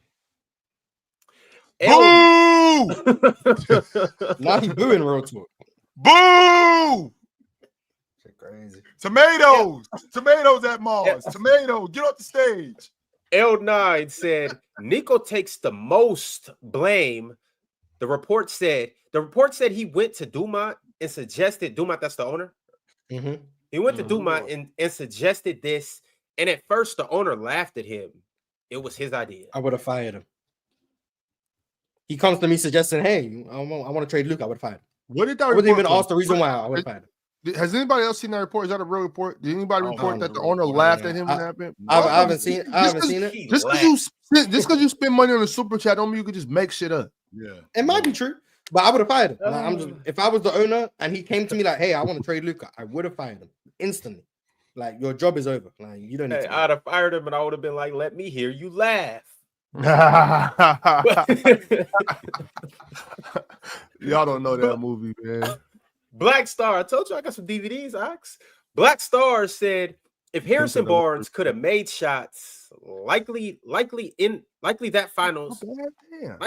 in the finals, we wouldn't have traded his bum ass. Damn.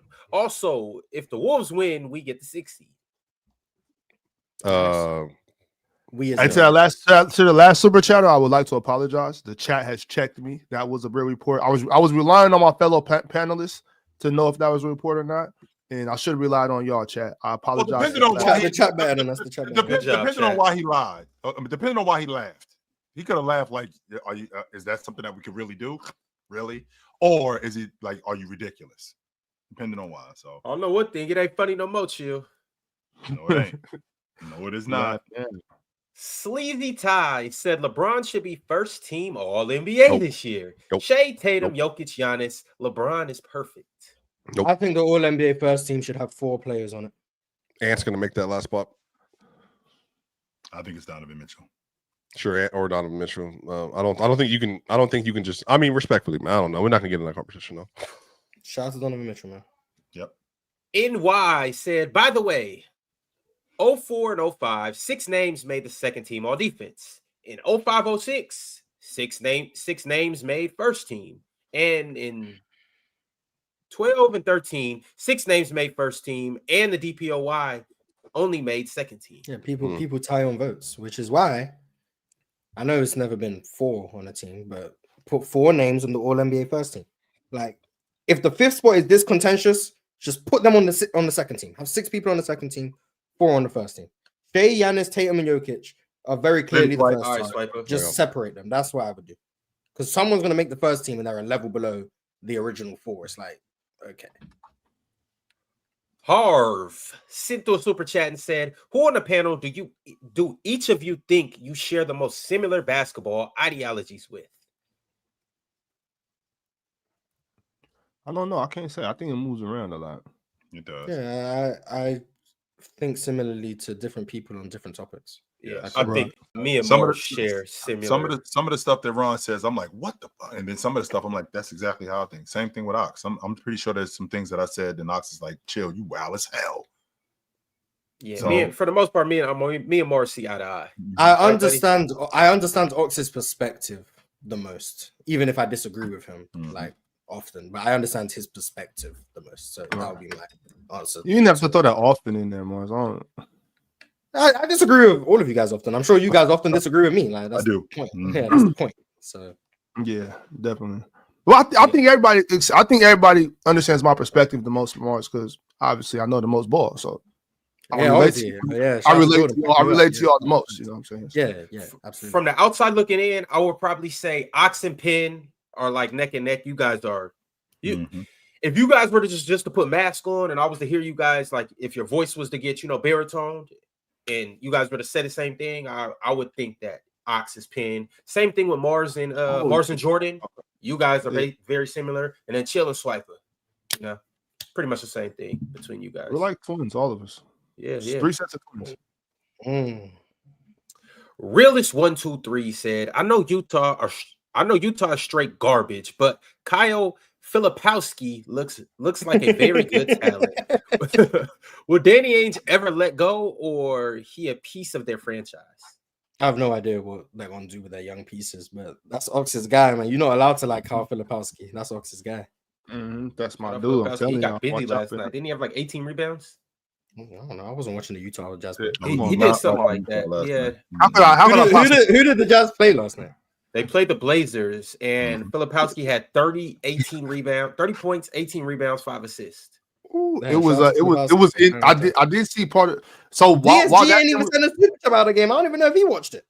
while that game was on, though, the Kings game was on and the Warriors game was on, so I was trying to watch those and the Shaden Clippers Sharp game. at 37. Maybe I need to. DSG going through it right now. Matisse, I think Matisse had 30. I think Matisse had 38 last night, or 35. I think Matisse had like 35 or something like that last night. Well, I this think they box score beat- must be like 38 minutes. I think 30 minutes. They beat the Jazz. Then they beat the Jazz. They beat the Jazz too, right? No, they lost in overtime. Oh, they lost in overtime today. That's crazy. 38 minutes here. 38 minutes. Because I looked up on the screen, I see Matisse because I didn't even know Matisse was playing yet. Yeah, I was like, "What the hell?" So I seen the 38. I'm like, "No way." No, Mom. No, Ron. Yeah, no. No. For like half a month. Medved said, I feel you guys are arguing semantics. Do we do That's that up here? that's the experience, but it was kind of, but not really. Like we were just disagreeing on we were disagreeing, but kind of. Dub semantics. Rock Out Deuce said Memphis putting belt to ass on Minnesota like we always do. This season, or the season sweep. I'm sick of y'all treating us like we a free lick in the playoffs. Because you I'm just are. hoping you're the 7th seed. I'm just hoping you're the 7th seed. I think you are. This season, I think you are. I wouldn't say that in years past. I don't like that matchup between you and Houston. I don't like it at all. I'm talking about running through your britches pockets all playoffs. Yeah, Rock Out Deuce. They say y'all lit. Appreciate That's crazy. Run it. Empty britches, brother, because y'all are getting whooped in the playoffs. And Not like So they we L won't, and but- L. They All right, just so if jumped up. everyone's down in the Grizzlies, let's acknowledge what it does for Ja Morant's legacy if they win the championship. Because Fair we're praying for Memphis in that. If everyone's saying they're gonna game. lose, everyone's saying they're gonna lose. Now you better give Ja Morant that same level of props if they win. Stags Second Beats became a YouTube member. Shout out to Stags Beats. And MP13 said, does OKC secondary players have enough reps operating as advanced creators when teams eventually try to blitz SGA? That's probably my only concern. We're gonna find out. We will find out. Teams stopped blitzing SGA as much because OKC started figuring it out. But now, obviously, like timing of the blitzes, like the areas of the court, like it's gonna be more nuanced in the postseason. So it's gonna be interesting. So in situations like that, when we talk about that specifically, what are you saying? They're talking about if JDub's over here, SGA gets blitzed, they kick it to JDub. Are they saying does JDub have the ability to either drive and penetrate, get a bucket, drive, penetrate, kick it to an open shooter, or just make an extra swing pass? Are they saying does he have the ability to play basic basketball?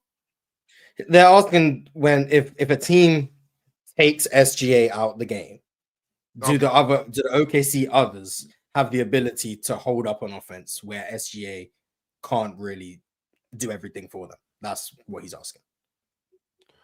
Yeah, I think I don't out the game. So yeah, Zero if you do, they're just playing 4-on-3. So yeah, that's the way I'm looking at it. Zero just vibing said Celtics fans are the rich kids that enlisted in the military. It's like, come on, bro. You didn't need to do this. They wanted to go for experience. Shout out to everybody out there getting experience. A lot of families are like that though. Just military families that they expect you to serve your country, and that type of way. There's nothing wrong with that though. Shout out to them.